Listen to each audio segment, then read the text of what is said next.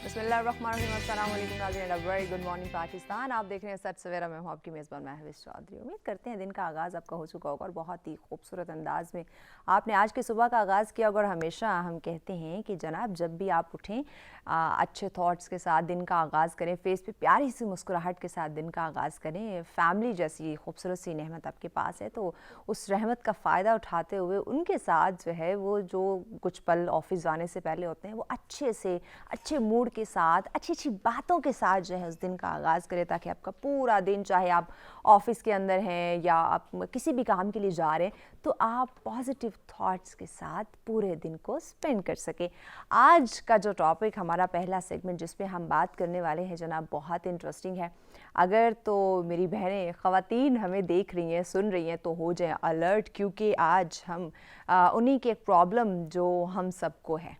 हम सब जिस बारे में बहुत सोचती हैं, हमारी ड्रेसिंग, हमारे ड्रेसेस, हम शॉपिंग के लिए जाती हैं, इतना कंफ्यूज हो जाती हैं, इतना परेशान हो जाते हैं कि किस तरह के कलर्स इन हो रहे हैं भाई, किस तरह के जो डिज़ाइन है या किस तरह का कपड़ा, कैसा स्टफ़ जो है वो हमें परचेज़ करना चाहिए, या अगर हम स्टिच ड्रेसेस ले रहे हैं तो किस तरह उनको हम कैरी कर सकते हैं, या ट्रेंड की अगर बात करें तो कितना ज़रूरी इन चीज़ों को समझना। क्योंकि देखिए, अगर आपकी पर्सनैलिटी की बात करते हैं ना, हर इंसान की अपनी एक पहचान, अपनी शख्सियत, अपनी पर्सनैलिटी है, बट उसको कैरी करना, उसको मज़ीद निखार के रखना, ये तो हमारे बस में है। लेकिन वो तभी हो सकता है जनाब जब आपको तमाम तर चीज़ों के हवाले से हानो होगी, अवेयरनेस होगी, तभी आप अपनी पर्सनैलिटी का ख्याल रख सकेंगे। जो आपका लिबास है वो आपकी शख्सियत का आईनादार होता है, आपकी पहचान होता है।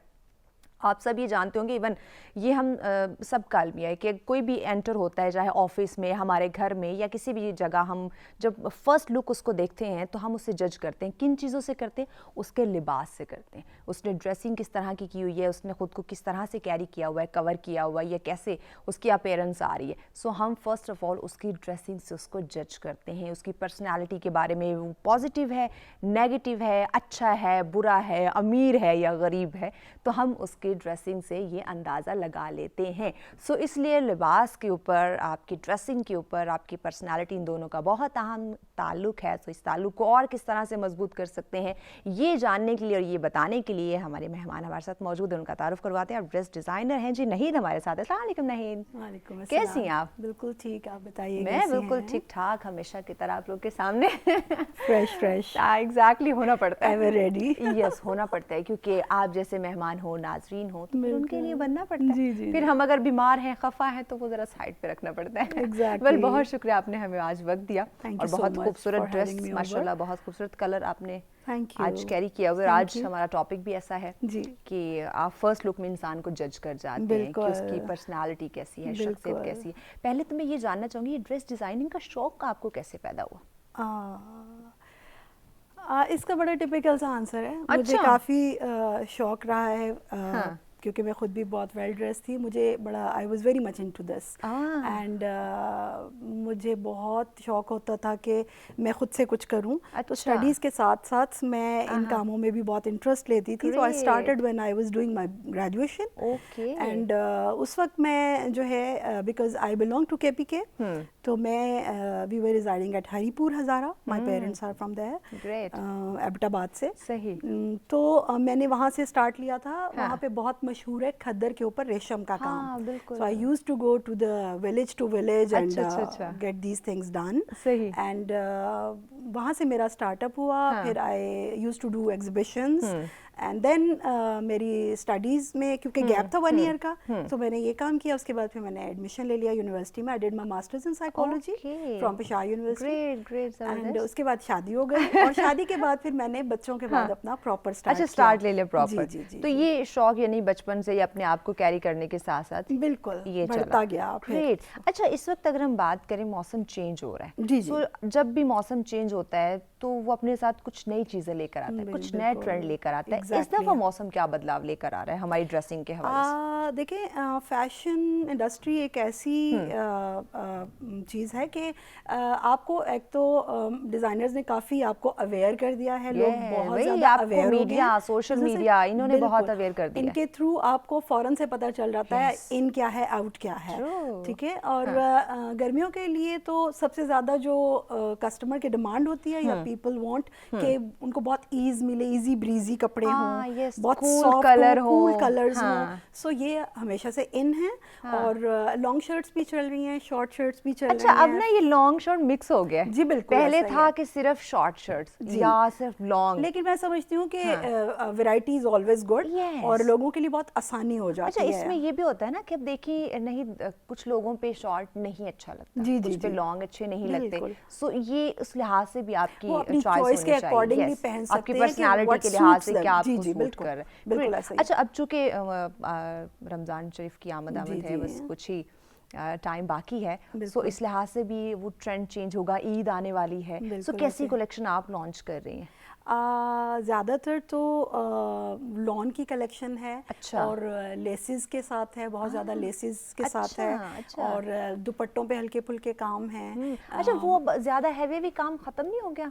बिल्कुल हो गया, क्योंकि कैरी करना जो है ना वो हो जाता है। बेसिकली जो हैवी काम है वो ज्यादातर नथी हो गया है शादी ब्याह और इवेंट्स के साथ। एग्जैक्टली, कोई इवेंट है, कोई फंक्शन, उस हवाले से 24/7 तो वो यही चाहते हैं कि they should look good and comfortable and easy to carry, decent. जी बिल्कुल। और वो डिसेंट भी हो, they should look good and impressive लगे, because a book is always judged by its cover, so that's why people do wear the बात की ना कि हम पहले उसको एंटर होते ही दरवाजे से देख लेते हैं उसकी ड्रेसिंग के हवाले से। अगर उसने सोबर सा ड्रेस वेयर किया होगा अच्छे कलर का, तो नहीं ये किसी अच्छे खानदान से, और अगर बेचारे का अपना शौक है, कुछ चमचमाता है, पहन लेते हैं, ये तो बहुत ओवर है, इसको तो फैशन का बिल्कुल पता नहीं। बस वो आपकी जो है ना, हर इंसान की अपनी एक सोच है और वो उसी के मुताबिक मानी पहनाता है जो कुछ उसके सामने आता है। ये हम सोच बदल नहीं सकते? नहीं, देखे हर किसी की अपनी पसंद भी तो हो सकती है ना? बहुत हद तक बदल चुकी है।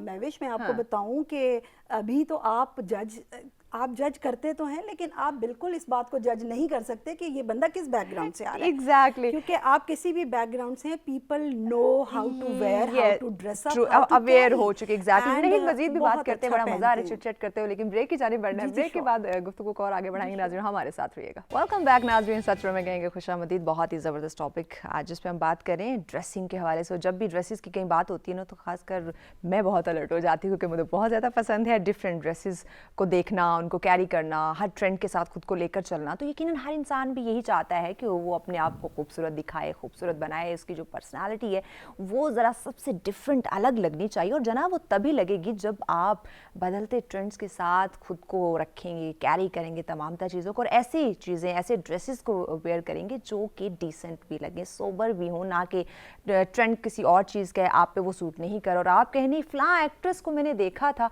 मैंने तो यही कैरी करना है। नहीं, ये चीज़ कभी आपके साथ हुई है कि आपके पास कोई ऐसा क्लाइंट आया हो, उसने आपको किसी ऐसे ड्रेस की पिक्चर दिखाई हो जो किसी उसने मीडिया, सोशल मीडिया किसी एक्ट्रेस की देखी हो कि मुझे इवेंट के लिए या अदर कैजुअल या कुछ भी इस तरह का त्यौहार के लिए मुझे ये वाला ड्रेस चाहिए, और आपने उसको कहा हो कि नहीं ये आपकी पर्सनालिटी पे सूट नहीं करेगा, कुछ डिफरेंट आप ट्राई जी, ऑब्वियसली डिज़ाइनर का काम ही ये है कि प्रॉपर तरीके से गाइड किया जाए, वरना मोस्टली लोग तो आते ही इस इंस्पिरेशन के साथ है कि फ़लाँ डिज़ाइनर का फ़लाँ ड्रेस था, या फ़लाँ एक्ट्रेस ने या आर्टिस्ट ने ये ड्रेस पहना हुआ था, तो हमें एग्जैक्टली यही चाहिए। तो उसमें ये होता है कि आप उनकी डिमांड को भी जहन में रखते हैं, उनकी स्पेसिफिकेशन को भी जहन में रखते हैं, बट साथ साथ उनको गाइड भी करते हैं कौन सा कलर आपको सूट करेगा, कौन सा कट आपको सूट करेगा, लेंथ आपके साथ क्या अच्छी लगेगी, और आपकी फिटिंग और उसमें क्या मार्जिन होना चाहिए कि आप उसको बहुत अच्छे से कैरी कर सकें। और आप डिज़ाइनिंग के साथ साथ क्या आपको दुपट्टा लेना चाहिए, शॉल लेनी चाहिए,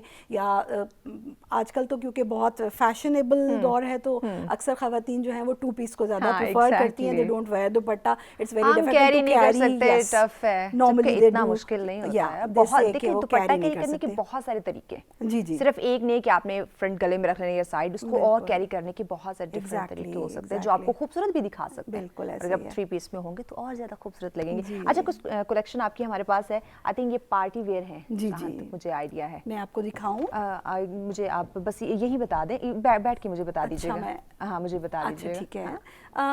मैक्सी है, मैरून कलर मैक्सी की, ठीक है। और पार्टी वेयर है। हाँ। और इसके साथ ये ग्रीन ड्रेस है, इसमें ये बहुत अच्छा 2 पीस है जो कि आप बहुत हल्की फुल्की किसी इवेंट पे भी पहन सकते हैं।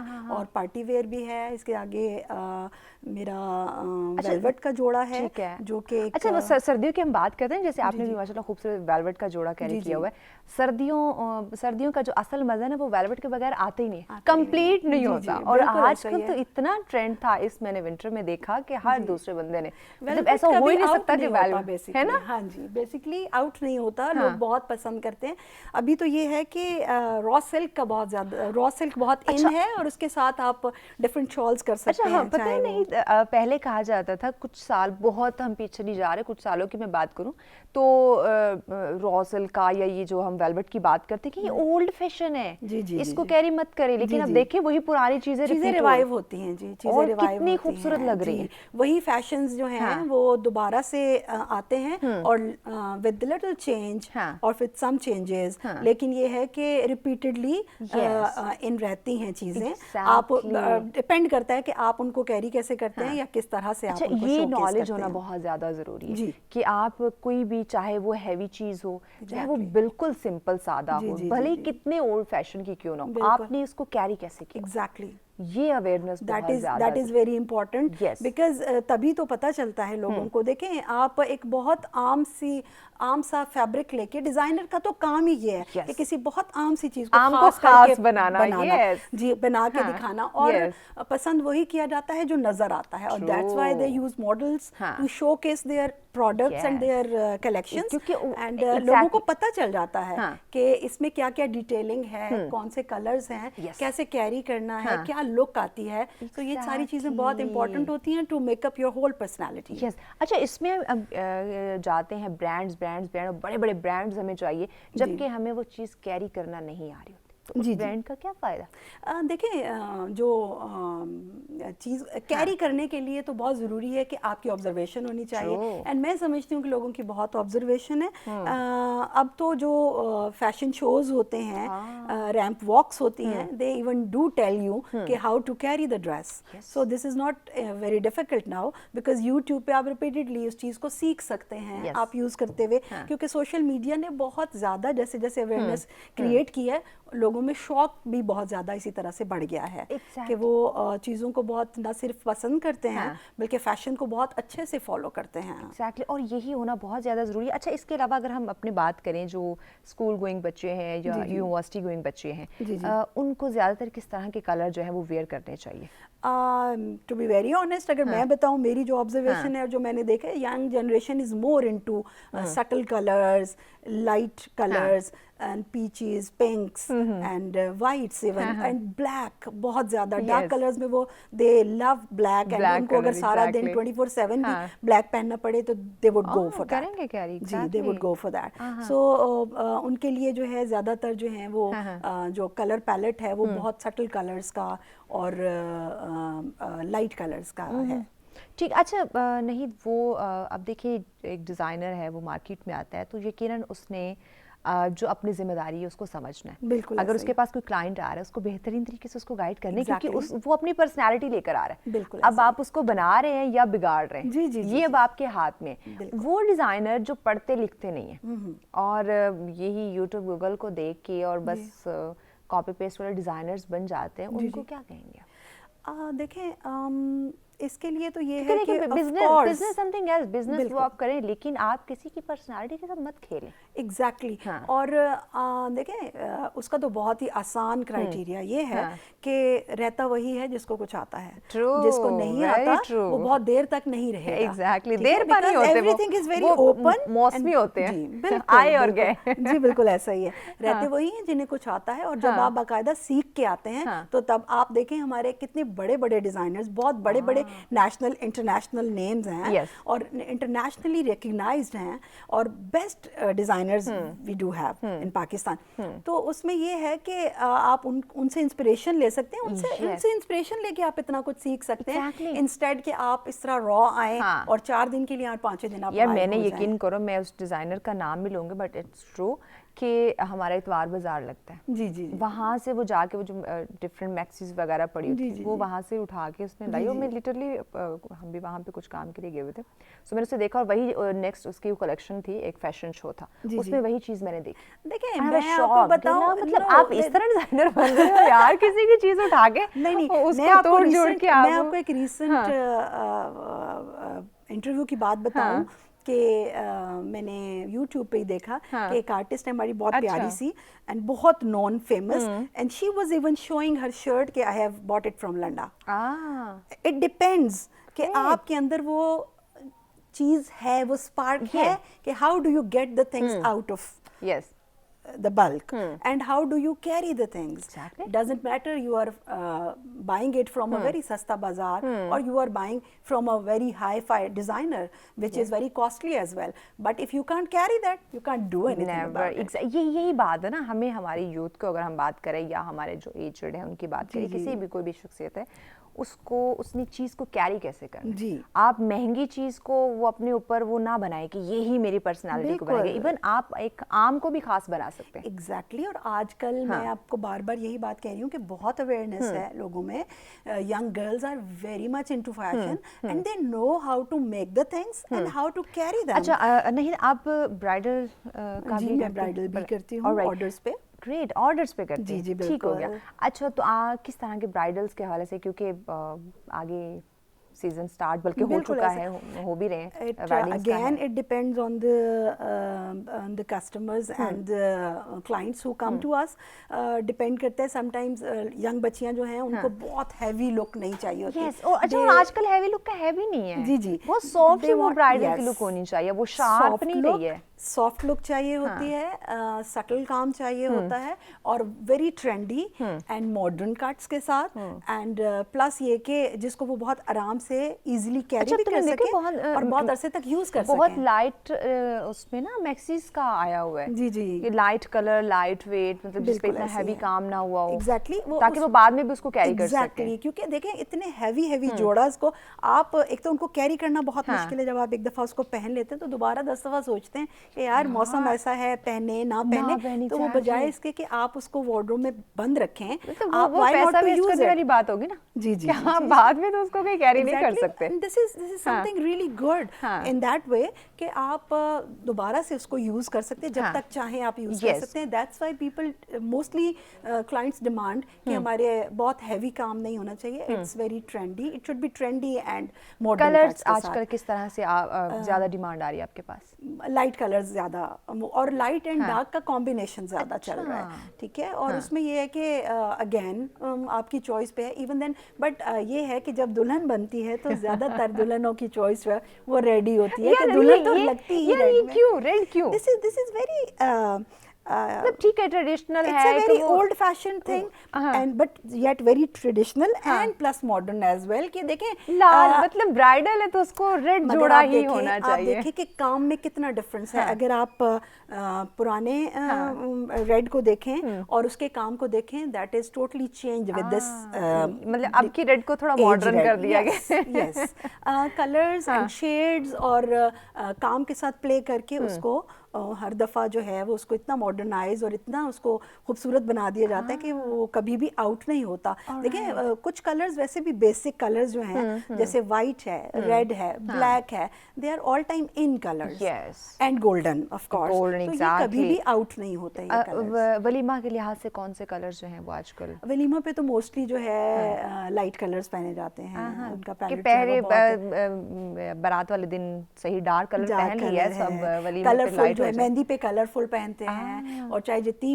भी मॉडर्न दुल्हन हो वो ज़रूर पसंद करती है कि उसको कलरफुल जो है वो ड्रेसेस उसके लिए मेहंदी के लिए किए जाएं।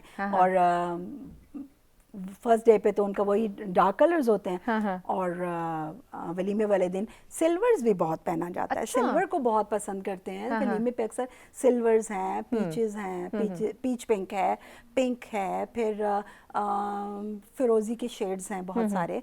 तो इस तरह के कलर्स, ब्लू के बहुत लाइट शेड्स जो हैं एक्वा में चले जाते हैं ज़्यादातर, तो बहुत पसंद किए जाते हैं। अच्छा, ये नहीं कि हमारे पास कलर कॉम्बिनेशन बेशुमार है। जी, it's a very vast palette. बस हमें वो गिने चुने 4-5 कलर से निकलना पड़ेगा। नहीं, देखें, कलर्स वही रहते हैं, शेड्स डिफरेंट हो जाते हैं, ह्यूज उनके बहुत डिफरेंट हो जाते हैं। मेरी कलेक्शन का नाम भी ह्यूज है। एग्जैक्टली। ब्रेक की जाने पड़ना, नहीं ब्रेक के बाद इंशाल्लाह डिस्कशन को आगे बढ़ाते हैं। नाज़रीन हमारे साथ होगा, मिलते हैं ब्रेक के बाद। वेलकम बैक नाज़रीन, सच में कहेंगे खुशामदीद। बात हो रही है नाज़रीन की आपका जो लिबास है आपकी शख्सियत का आईनादार है, तो किस तरह से अपनी पर्सनालिटी को हम और ज़्यादा खूबसूरत बना सकते हैं, दिखा सकते हैं। किसी भी महफिल की रौनक जान बनना चाहें तो यकीनन आपको पहली नज़र में ज़रा अट्रैक्टिव बनना होगा। नहीं कैसे?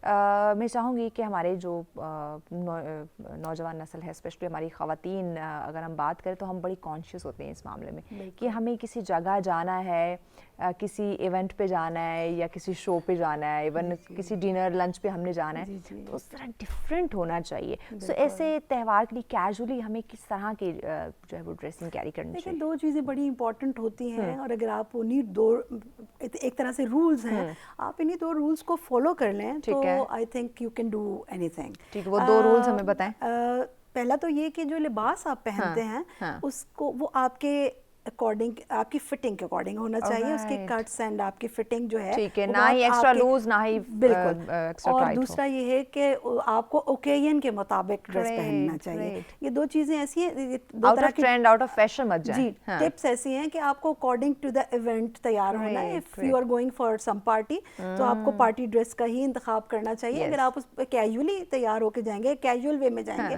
तो आप अच्छे नहीं लगेंगे। You will stand out in a bad way. तो जो जिस तरह का इवेंट है उसी लिहाज से खुद को तैयार करें। ग्रेट। हमारे नाज़रीन को क्या पैगाम देंगी? बस यही कि keep looking good and get the inspiration and don't follow blindly and इतनी अवेयरनेस तो माशाल्लाह से हमारी आवाम में बहुत, बल्कि मैं कहूँगी इतनी तो नहीं, बहुत ज़्यादा आ चुकी है आप लोगों में। तो आप ये कि इंस्पिरेशंस लें, आप मॉडिफिकेशंस कर सकते हैं। You can get it done according to your own choice, because colours और आपका अपना जो अपनी पर्सनालिटी है उसको नहीं खोएं आप। एग्जैक्टली, अपनी पहचान को नहीं खोना चाहिए। एग्जैक्टली, अपनी पर्सनालिटी को लेके चलें। बहुत शुक्रिया नहीद, आपने वक्त दिया, बहुत अच्छा लगा आपसे डिस्कशन करके। यकीनन नाज़रीन, लिबास की हमने बात की है, अपनी पहचान को आपने नहीं छुपाना। जो आपको अपनी नज़रों को खूबसूरत लगेगा, जिसमें आप कंफर्टेबल होंगे, वही हकीकत में आप पे खूबसूरत लग रहा होगा। तो यही आज के इस सेगमेंट में बताने का मकसद था कि आप ट्रेंड फॉलो करें, लेकिन ऐसे ट्रेंड को फॉलो करें जो आप पे सूट कर रहा होगा। ब्रेक की जाने बढ़ना, ब्रेक के बाद एक और इंटरेस्टिंग टॉपिक होगा, वो भी आपकी खूबसूरती से रिलेट करता है, लेकिन वो जानने के लिए आपको रहना पड़ेगा हमारे साथ। मिलते हैं इस शॉर्ट सी ब्रेक के बाद। वेलकम बैक नाज़रीन, सच में कहेंगे खुशामदीद। पहला हमारा सेगमेंट जिस पे हम बात कर रहे थे ड्रेसिंग के हवाले से, और आपकी पर्सनालिटी को किस तरह से हम निखार सकते हैं, आपका ड्रेस किस तरह का होना चाहिए, कैसे कैरी करना चाहिए। अच्छा, ड्रेसिंग की जब आप बात करते हैं तो उसके साथ साथ आप अगर हम करें फेस की बात करें, ब्यूटी की बात करें, तो आपका फेस भी खूबसूरत दिखना चाहिए। अगर आपके फेस पे दुनिया जहान के नक्शे बने हुए हैं, आपके दाग धब्बे दाने बने हुए हैं, तो यकीनन वो खूबसूरत ड्रेस जो है वो बेचारा भी किसी उसमें नहीं आएगा, वो आप पे खूबसूरत नहीं लगेगा। आप उसको कैरी करते हुए भी हिचकिचाएंगे, आपकी वो जो पर्सनालिटी की हम बात करते हैं वो भी परफेक्ट नहीं होगी। सो आजकल अगर हम देखें, हमारी डाइट का आप कह लें कि हम एक तो प्रॉपर हमारी रेस्ट नहीं हम कर पाते, हमारी नींद प्रॉपर नहीं है, हमारी डाइट प्रॉपर नहीं है, फास्ट फूड बहुत खाते हैं, ऑयली खाने बहुत ज़्यादा खाते हैं, मतलब कोई चेक एंड बैलेंस नहीं है हमारी डाइट के अंदर। सो देखने में क्या आता है कि ये हमारी स्किन के ऊपर बहुत दाग धब्बे जो हैं वो बन जाते हैं, दाने बहुत ज़्यादा बनना शुरू हो जाते हैं। क्या इसकी वजह ये हमारी डाइट है या कोई और रीज़न भी हो सकते हैं, ये हम जानेंगे। और इसका जो बेहतरीन इलाज है वो सबसे ज़्यादा ज़रूरी होगा हमारे लिए आज जानना। प्रॉब्लम तो होती है, मुश्किलात तो होती हैं, लेकिन उन प्रॉब्लम्स का हल निकालना सबसे ज़्यादा इंपॉर्टेंट होता है। तो आज हम ये जो प्रॉब्लम्स हमारे नौजवान की अगर बात करूँ, हार्मोनल इश्यूज़ हो जाते हैं, सो उनकी फेस पे ये जो स्कार्स, एक्नी या डिफरेंट चीज़ें आ जाती हैं, इसका इलाज क्या हो सकता है, ये बताने के लिए हमारे साथ हैं जी डॉक्टर आमना उस्मान। अस्सलाम वालेकुम डॉक्टर साहब, कैसी हैं आप? थैंक यू वेरी मच, बहुत थैंक यू सो मच, आपने हमें ज्वाइन किया, माशाल्लाह बहुत खूबसूरत लग रही हैं। थैंक यू वेरी मच, बहुत शुक्रिया। वेल डॉक्टर साहब, मुझे ये बताएं कि जैसे मैंने कहा कि हमारे बहुत सारे नौजवानों की बात करें, आजकल आपके पास तो यकीनन ऐसे लोग आते होंगे कि क्या खाने की वजह से हमारे फेस पे ये दाने, दाग धब्बे बन जाते हैं? पहले तो ये बताओ, उसके बाद फिर आगे देखिए, चलते हैं। दाने और दाग धब्बे जो है ना, एक्ने जिसको कहते हैं, it's very very common world wide, ठीक है। ये खाने पीने से ज्यादा एज के साथ होता है। अच्छा, you know when you touch your teenage, और जब आप 11-12 साल की एज में होते हैं, तो आपके स्किन की सेबेशियस ग्लैंड की एक्टिविटी बढ़ती है, जिसकी वजह से ऑयल प्रोडक्शन थोड़ी सी बढ़ती है, because under the influence of normal hormones in the body, और वो फिर आपके एक्ने या दाने निकलना शुरू होते हैं, ठीक है। फिर वो खराबी कहाँ पर आती है, जब आप उसको ट्रीट नहीं करते, और फिर आपके जो खाने पीने में आपके कुछ चीज़ें जिसको ट्रिगर करती हैं, वैसे जो रिसर्चेस हैं वो बहुत ज़्यादा उसको बैक नहीं करती कि आपके खाने पीने से एक्ने का ताल्लुक है। It's more like with the age, और प्लस आपके जेनेटिक प्रोबेबिलिटी है, और इसके अलावा जो चीज़ें आप चेहरे के ऊपर लगाते हैं, ठीक है, बिकॉज जब आपको एक्ने निकलने शुरू होती है, तो आप चीज़ें लगाना शुरू कर देते हैं, बिकॉज जब आप वालदैन को बताते हैं कि अम्मा मुझे दाना निकल रहा है, तो अम्मा अब्बा कहते हैं कि छोड़ो, मेरी जवानी में भी था, कोई बात नहीं, खुद ही ठीक हो जाएगा, ठीक है। तो यहाँ से गड़बड़ शुरू होती है, घर के टोटके अप्लाई करना शुरू कर बिल्कुल, देते हैं, और गड़बड़ यहाँ से शुरू होती है। फिर वो बच्चे अपने सहेलियों के साथ या दोस्तों के साथ गपशप लगाते हैं, फिर वो उनको कोई टोटके या ट्यूब्स या ओवर द काउंटर, बिकॉज एक 13 साल का बच्चा एक दूसरे 13 साल के बच्चे को क्या मशवरा दे सकता है। फिर वो over the counter tube sale होना शुरू होती हैं, द स्टीरॉयड ट्यूब्स, वो वाकई में 2-3 एप्लीकेशंस के बाद जादू कर देती हैं, टू बी ऑनेस्ट। जब आपने स्टीरॉयड एप्लीकेशन की, आपका दाने खत्म हो गए, और आप उससे बड़े इंप्रेस हो जाते हैं, और फिर आप उसकी आदत बना लेते हैं लगाने की। और स्टीरॉयड ट्यूब्स आप जब भी इन्फ्लेमेटरी या वो जो इन्फेक्शियस प्रॉब्लम्स के ऊपर लगाते हैं, तो वो टेम्पररी कम हो जाते हैं, और आप उससे बड़ा वाव फैक्टर गेन करते हैं, परमानेंट नहीं, लेकिन फिर उसके बाद वो एक्ने को फर्दर ट्रिगर करते हैं, और फिर जो एक्ने आपकी पहले माइल्ड होती है, फिर वो मॉडरेट पे चली जाती है, और फिर वो सीवियर पे चली जाती है। सो आई आपके प्लेटफॉर्म से मैं ये जरूर एक वो लेना चाहूंगी एडवांटेज, कि मैं अपने पेरेंट्स को गाइड, आपके पेरेंट्स को, बच्चों के पेरेंट्स को गाइड करूंगी कि जब आपके बच्चे के चेहरे के ऊपर 1-2 दाने निकले, get a help from a doctor, because अगर आप उसको ट्रीट कर लेते हैं, तो वो एग्रीवेट करके बढ़ के एक एक कांस्टेंट सोर्ट ऑफ स्ट्रेस में नहीं चले जाता, क्योंकि अगर आपके चेहरे के ऊपर दाने हैं, तो बच्चा तो कॉन्फिडेंट नहीं है, उसको आसपास के फ्रेंड्स बुली कर रहे हैं कि ये क्या है, और फिर वो कॉन्फिडेंस अपना लूज करना शुरू करता है। पेरेंट्स अंडरस्टैंड नहीं कर रहे होते कि वो किस एगनी से गुजर रहा है, उनको लग रहा होता है कि यार एक दाना है, उसको लेके बड़ा परेशान हो रहा है। Simple, so when it's easily treatable के साथ ठीक हो जाएगा, बिल्कुल। तो when it's easily treatable, you should visit a doctor immediately. जब आपके बच्चे को दाने निकले, डॉक्टर आपको गाइड करेगा कि बच्चे को क्या फेस वॉशेस चाहिए। अच्छा, हम जो है डॉक्टर साहब तमाम तर चीज़ों पे इन्वेस्ट कर लेंगे, पैसा खर्च कर लेंगे, महंगी महंगी प्रोडक्ट हम खरीद लेंगे, महंगी महंगी शॉपिंग, ऐसे ही हम जाके धड़ाधड़ चीज़ें खरीद लेंगे, बट जो हमारी जब खूबसूरती की बात आएगी, जिस पे हमने वो तमाम एक्सपेंसिव चीज़ों को अप्लाई पहनना होता है, उस पे कहाँ डर्माटोलॉजिस्ट के पास जाना है, कहाँ स्किन स्पेशलिस्ट के पास जाना है, खुद ही ठीक हो जाएगा, घर के टोटके अप्लाई करो। बहुत ट्रेंड इंप्रूव हो रहा है, बिकॉज अवेयरनेस भी बढ़ रही है, और मैं तो खुद अपने क्लाइंट्स को जरूर कहती हूँ कि इफ यू आर बाइंग 13 जोड़ास फॉर योर समर, बाय 10, और बाकी 3 जोड़ों के पेमेंट जो है वो अपने फेस पे, हेयर पे लगाएं, बिकॉज ये बड़ा अहम फैक्टर है कि बहुत सारी चीज़ें जो हमारे क्लाइंट्स को नहीं पता होती कि वो ट्रीटेबल हैं, या वो उनको प्रॉब्लम ही नहीं समझ रहे होते, they are very easily treatable.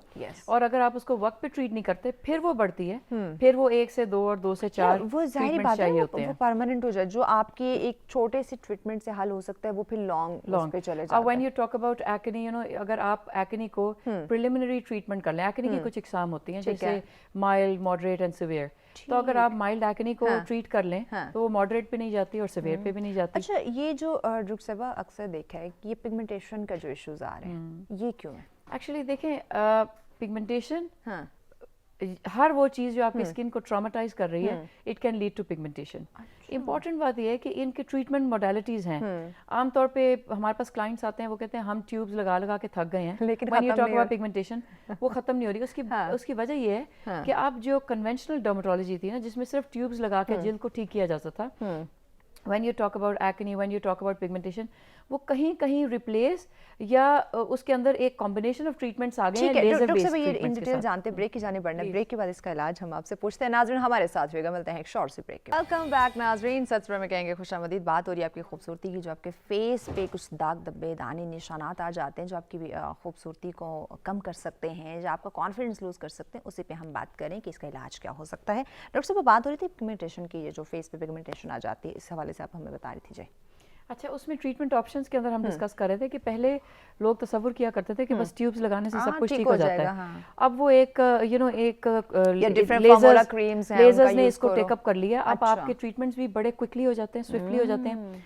वो पिगमेंटेशन जो आपको लगता है कि सारी जिंदगी ठीक ही नहीं हुई बिकॉज आप ट्यूब्स लगाते रहे और वो एग्रेवेट होते गई, अब वो दिनों का या महीनों का काम है। So you know, if you're in the right place, आपको राइट लेजर के तक आप पहुंच चुके हैं, तो आपका पिगमेंटेशन इज नो इशू आजकल। Even when you talk about acne, because आपके जो पिगमेंटेशन है उसको ट्रीट करने से पहले ये पता लगाना जरूरी है कि कॉज क्या है। उस कॉज को क्या इसकी रीजन, आई मीन देखिए, पिगमेंटेशन एक तो कॉमन रीजंस जैसे हमने आजकल एक्ने डिस्कस किया, तो एक्ने के बाद जो पिगमेंटेशन आ जाती है उसका ट्रीटमेंट ऑफ चॉइस सेपरेट होगा। आपको जो मेलाज्मा बन जाता है, मेलाज्मा का मतलब छाइयाँ, उसका लेजर ट्रीटमेंट डिफरेंट होगा। उसके अंदर ग्रेड्स है कि कौन सा मेलाज्मा है, आपको कौन सी लेयर में मेलाज्मा है, उसका ट्रीटमेंट कौन सी लेजर पे होगा और किस तरीके से होगा, उसका ट्रीटमेंट ऑप्शन डिफरेंट होगा। देन फिर there are solar spots, solar lentigines बन जाते हैं, यानी धूप से पड़ने वाले निशान। और इवन ये जो हमारी लाइट्स हैं, इसका भी बहुत बिल्कुल, बिकॉज यहाँ पे भी UVA BC आएगा। एग्जैक्टली, मजीद डिस्कशन करते हैं। इसी पे एक मोन्टाज है स्किन के हवाले से, वो देखते हैं, उसके बाद फिर डिस्कशन को। वेलकम बैक नाजरीन। अच्छा, वही हम ये पिक्चर्स मैंने इसलिए चलवाई थी कि हमारे जो व्यूअर्स हैं उनको अंडरस्टैंडिंग हो सके कि ये सब चीज़ें पॉसिबल हैं। And this is the realistic results of our clients. Acne scars की तस्वीर दिखाई। Acne scars is treatable. आप देखें तो 70-80% इंप्रूवमेंट आ गई। व्हेन यू टॉक अबाउट चाहिए, अब आज से कुछ साल पहले चले जाएं तो जब आपको खड्डे पड़ जाते थे तो जनरली डॉक्टर्स वुड से कि ये वाकई साथ जो ठीक हो गए, बाकी इधर ही रहेंगे। तो नो, वो आज के दौर में आप एक या दो विजिट्स आप क्लिनिक्स में करें जो वेल इक्विप्ड हैं विद स्टैंडर्डाइज्ड लेजर्स, तो आपके स्कार्स ठीक हो जाते हैं। When you talk about pigmentation, मैं वेल इक्विप्ड इसलिए बात कर रही हूँ कि लेजर्स की बड़ी सारी इकसाम है, उसमें भी कुछ यूजलेस लेजर्स हैं, कुछ बड़ी यूजफुल लेजर्स हैं।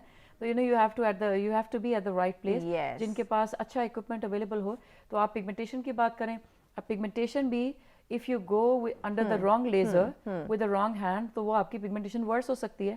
लेकिन अगर आप पिगमेंटेशन को एक्सपर्ट हैंड से एक्सपर्ट लेजर्स के अंडर ट्रीट कराएं, तो उसमें बेहतरी आने का इम्कान बड़ा क्विक है। आप किसी भी हम स्किन डिजीज की बात करें, कोई भी प्रॉब्लम आ रही है, वो डिफरेंट हो सकती है। तो इसके लिए हमें स्किन स्पेशलिस्ट के पास जाना बहुत डेफिनेटली, और टाइम पे जाना चाहिए। बिकॉज जब आप बहुत वेट मत करें, खुद एक्सपेरिमेंट मत करें, उससे पहले जो जब आप बहुत खराबी करके हमारे पास पहुंचते हैं तो हमें भी मेहनत ज्यादा करनी पड़ती है और मरीज को भी पेशेंस बहुत शो करना पड़ता है। अच्छा, वो फिर यही होता है ना, फिर आप उनसे पूछे कि ये फेस खराब करने में आपको कितना वक्त लगा? एग्जैक्टली, तो फिर मैं उतना इंतजार कर ले सही होने के लिए। चेहरा खराब करने में लगाया तो 3 महीने हमें दें, 3 महीने इंतजार कर ले।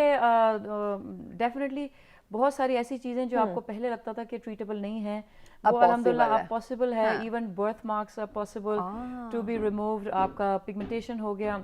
यार मुझे ये बताओ डॉक्टर साहब, ये जो फार्मूला क्रीम्स का इस्तेमाल करें या ये आर्टिफिशियल वो बेबी ग्लो की हम बात करते हैं, इस तरह की चीज़ों को अप्लाई करें, क्या ये स्किन के लिए अच्छा है? बिल्कुल नहीं, ये बिल्कुल अच्छा नहीं है। उसकी वजह ये कुछ और भी चीज़ है, बल्कि मैं एक छोटा सा मैसेज भी दूंगी कि हमारा एक अपना मेरा YouTube पेज है जिसके अंदर हम पेशेंट अवेयरनेस को प्रमोट कर रहे हैं। ये वही चीज़ें जो आपको नहीं लगानी चाहिए चेहरे पे, ठीक है? क्योंकि मेरे पास बड़े क्लाइंट्स आते हैं और मैं जनरली जब उनकी इनसाइट लेती हूँ तो आई गेट टू नो कि उनको, हमें लगता है कि लोगों को अपनी स्किन के मुतालिक, केयर के मुतालिक बहुत पता है, लेकिन टू बी ऑनेस्ट बहुत कम पता होता है या सही नहीं पता होता। So you can follow us, तो उसमें भी आपको काफ़ी नॉलेज मिल जाएगी। उसके अंदर ये खास तौर पे ये जो चैप्टर है ना कि कौन सी क्रीम्स लगानी है, किस %, बिकॉज हमारे क्लाइंट्स ऑनलाइन जो है ना बुक करते हैं, क्या वो इट्स वेरी इजीियर टू पे, कमर्शियल देख वो के आपके वहां घर में से आ गया, आपने सुना exactly. कि यार नाइसिनामाइड यूज करना है, अब आपको नहीं पता कि वो किस इंडिकेशन के लिए, आपको नहीं Yes. पता कि किस स्किन टाइप के लिए, किसके- आपको exactly. नहीं पता कि किस परसेंटेज में यूज होना है, आपको नहीं पता डे में यूज होना है, नाइट में night यूज में होना होना है, है, exactly. लेकिन आपने ऑर्डर कर दिया, अब आप उसको सुबह अपने दोपहर तरीके शाम से करें। धड़ाधड़ लगा रहे हैं बस, अब वो आपकी स्किन को जनरली फायदा नहीं दे रहा और नुकसान दे रहा है, ठीक है। इसी तरह you know there are lot of things, retinol की बात कर लें, फॉर्मूला क्रीम्स की बात कर लें, वाइटनिंग क्रीम्स की बात कर लें, तो आई मीन जो आप वो क्रीम्स होती बहुत सस्ती हैं, लेकिन जो लगाने से आपकी स्किन पे नुकसान हो जाता है, वो फिर उसका जो इलाज है वो बड़ा उसके ऊपर जो पैसे बड़ा खर्च महंगा करने होगा। हैं, हाँ, तो उसके ऊपर जो पैसे खर्च करने हैं, इससे बेहतर ही है क्या पहले एहतियात कर लें, राइट डॉक्टर को विजिट कर लें, एग्जैक्टली अपने डिजायर डॉक्टर को, और फिर उसके बाद हाँ। जो वो बताए उसको फॉलो करें, ताकि आप जो है ना फर्दर डिटरेशन को अवॉइड कर सकें। पैगाम नाज़रीन को क्या देंगे स्पेशली स्किन के हवाले से? मैं यही पैगाम दूंगी कि visit the doctor at the right time, और ये जो ऑल फॉल चीज़ें आप इस्तेमाल करते हैं इनको ना यूज़ करें, बिकॉज इवेंचुअली जब आपको ट्रीटमेंट लेना है वो खर्चा आपका ज़्यादा हो जाना है, तो राइट टाइम पे राइट डॉक्टर के पास आप विजिट करें, इंशाल्लाह आपको फ़ायदा ही होगा। एग्जैक्टली बहुत शुक्र डॉक्टर साहब, आपने हमें वक्त दिया। यकीनन नाज़रीन, जैसे हमारे मेहमान ने भी फरमाया, डॉक्टर आमना उस्मान साहिबा ने कि आप इंस्टेंट रिजल्ट तो ले लेते हैं कि हमें खूबसूरत बना रहे हैं, कुछ चेहरे पे कोई ऐसे निशानात, कोई दाने, कोई दाग धब्बे, कुछ भी हो सकता है, टेम्परेरी तो वो चीज़ों को ख़त्म कर देती है जो सस्ती फार्मूला क्रीम्स है या सस्ते इलाज की तरफ आप जाते हैं, बट उसके जो साइड इफ़ेक्ट्स जो बाद में आपको जो ट्रीटमेंट करवाना पड़ेगा वो खासा महंगा हो सकता है। सो बाद में पछताने से बेहतर है आप पहले ही एहतियात कर लें, अपने जो आपकी स्किन के मुताबिक चीज़ें हैं, जो आपके लिए बेहतर हैं, जो आपके लिए मुफीद हैं, तो इलाज की तरफ जाने से बेहतर है आप इन्हीं चीज़ों को देखें, इन्हीं चीज़ों के ऊपर नज़र रखें कि कौन से ऐसी बेहतर आपकी स्किन के लिए मेडिसिन हो सकती है, कोई क्रीम हो सकती है, कुछ भी ऐसे, कोई लोशन, व्हाटएवर, वो आप उसी अकॉर्डिंग, यानी कि स्किन स्पेशलिस्ट के पास जाएं, उससे आप कंसल्ट करें, अपनी स्किन दिखाएं और उसी के मुताबिक चीज़ों को अप्लाई करने की कोशिश करें, ताकि आपको बाद में पछताना ना पड़े, बाद में अफसोस ना हो, या बाद में कहीं एहसास कमतरी का आपको सामना ना करना पड़े। क्योंकि जब आप खुद अपने आप को मिरर में देखेंगे, आप खुद को खूबसूरत पाएंगे, तो यकीनन जब आप किसी महफिल में जा रहे होंगे वहाँ पे भी यही होगा कि आप ज़रा अपने आप को कॉन्फिडेंटली शो करवाएंगे। सो ये बहुत ज़्यादा ज़रूरी था कि आज जहाँ हमने ड्रेसिंग की बात की, वहीं पे साथ आपकी स्किन के हवाले से जो प्रॉब्लम्स आ रही हैं उनको भी डिस्कस करें, क्योंकि हम मेकअप से छुपाने की इन तमाम चीज़ों को कोशिश करते हैं, लेकिन ये मेकअप से भी आप इनको कितना छुपाएंगे, जब बाहर जाएंगे, बाहर तो आप इतना हैवी मेकअप नहीं लगा सकते। सो इसलिए कोशिश करें कि सही डॉक्टर के पास जाएं, सही ट्रीटमेंट करवाएं, ताकि आपको इन प्रॉब्लम का सामना ही ना करना पड़े। ब्रेक की जाने बढ़ना है, ब्रेक के बाद एक और इंटरेस्टिंग टॉपिक होगा जिसमें हम करेंगे बात, और रहिएगा हमारे साथ, मिलते हैं इस ब्रेक के बाद। वेलकम बैक नाज़रीन, सचरा में कहेंगे खुशामदीद। बात हो रही है आज, आपको पता है डिफरेंट टॉपिक से हम बात कर रहे हैं, हम जहाँ ड्रेसिंग की बात कर रहे हैं, आपकी स्किन के हवाले से बात करें, अब हम एक ऐसे टॉपिक की तरफ आने वाले हैं जब आप खूबसूरत होते हैं, खूबसूरत लग रहे होते हैं, वहीं पे आपको ज़रा अपनी हिफाजत भी करनी होती है। अच्छा, वो आप अपनी हिफाजत कैसे कर सकते हैं, यानी सेल्फ़ डिफेंस?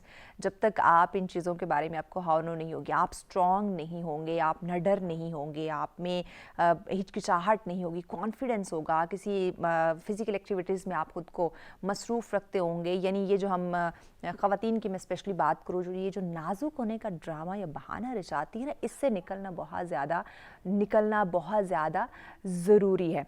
क्योंकि देखिए नाज़रीन, जब हम इस वक्त सोसाइटी की बात करते हैं, बहुत सारी हैपनिंग्स हमें देखने को मिलती हैं, बहुत सारे ऐसे दिल दहला देने वाक़यात हमें जो है वो आए दिन सुनने को मिल रहे हैं, आप लोगों के सामने हैं। लेकिन बात की जाए, अगर आप सेल्फ़ डिफेंस आपने सीखा है, आप किसी इंस्ट्रक्टर के पास जाते हैं, आपने इतनी ट्रेनिंग ली हुई है कि आप अपने आप को सेफ सिक्योर कर सकते हैं, तो वो कैसे कर सकते हैं, कितना ज़रूरी है इस वक्त सोसाइटी में, इसी पे आज हम बात करेंगे। और मैं स्टूडियो में ज्वाइन किया है, बहुत सारे प्रोग्राम्स में हमें ज्वाइन करते हैं, और माशाल्लाह इनकी एक्टिविटीज़ आप सोशल मीडिया पर और दीगर चैनल्स पर भी आप देखते रहते हैं, बहुत ही खूबसूरत अंदाज़ में लोगों को गाइड करते हैं, अवेयर करते हैं, फिटनेस ट्रेनर भी हैं, और इसके साथ साथ अगर हम बात करें सेल्फ डिफेंस इंस्ट्रक्टर है शयान आकाश। अस्सलाम वालेकुम आकाश, कैसे हैं आप? अल्हम्दुलिल्लाह, बहुत शुक्रिया, थैंक यू सो मच, बहुत टाइम बाद आपने हमें ज्वाइन किया। अब ये नहीं कहेगा कि आपने बुलाया बहुत टाइम बाद हाँ, ये भी कह सकते हैं, लेकिन बस काम की मजबूरी, मसरूफियत थी आपकी। एग्जैक्टली। आकाश, हम बात करें फिजिकल एक्टिविटीज़ की, उसके साथ साथ हम सेल्फ डिफेंस की बात करें। फ़िज़िकल एक्टिविटीज़ का होना बहुत ज़्यादा ज़रूरी है, जो कि इस वक्त ना होने के बराबर हमें दिखाई दे रही है।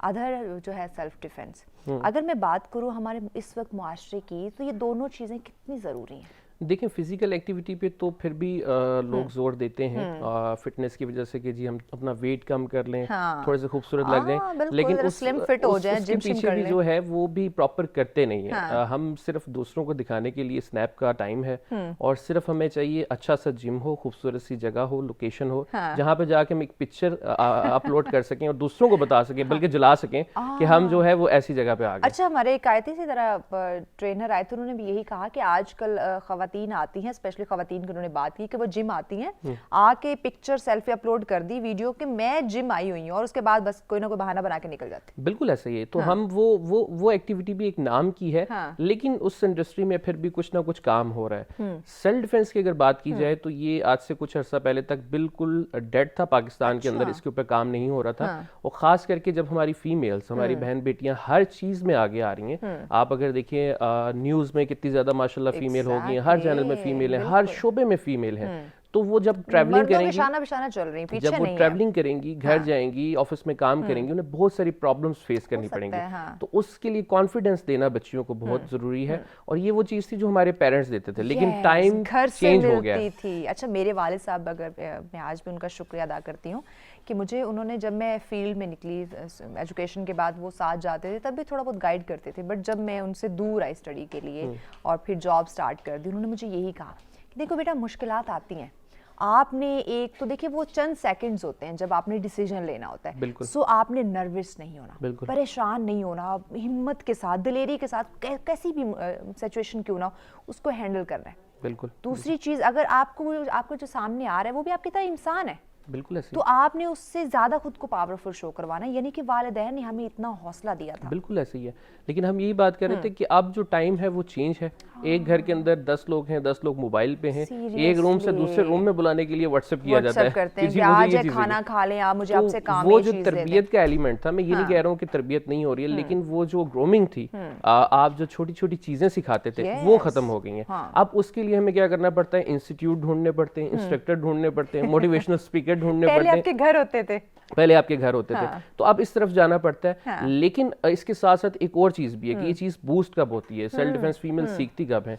हमारा पाकिस्तान का एक और सबसे बुरी चीज ये भी है हम लोगों की कि जब तक कोई मिसहैप नहीं होता है, अब जैसे आप ये ज़लज़ला की न्यूज देख रहे हैं, अब कोई इस तरह की चीज जब होती है पाकिस्तान के अंदर या सुनने को मिलती है, तो उसके ऊपर हम काम करते हैं, उसको हम ट्रेंडिंग बना लेते हैं। पहले नहीं हम उसके बारे में काम करते क्योंकि हैपनिंग हो सकती है, तो पहले से एहतियात कर लीजिए। अच्छा, मेरे जितने भी सेशंस हैं मैविश में, पिछले 13 साल से इस डोमेन में काम कर रहा हूँ। सबसे पहले जब APS में बम ब्लास्ट हुआ, तो उसके बाद मैंने एज अ वॉलंटियर ली, क्योंकि स्कूल के अंदर असेंबली बंद हो गई थी, बड़ा खौफ फैल गया था, बच्चों की सिक्योरिटी के इश्यूज थे, तो मैंने बच्चों को रेस्क्यू करना सिखाया। उस वक्त टीचर्स को हमने ट्रेनिंग करवाई। और मुझे ये था कि जब जब कोई ऐसी चीज हो, हम आगे बढ़े और कोई चीज करें।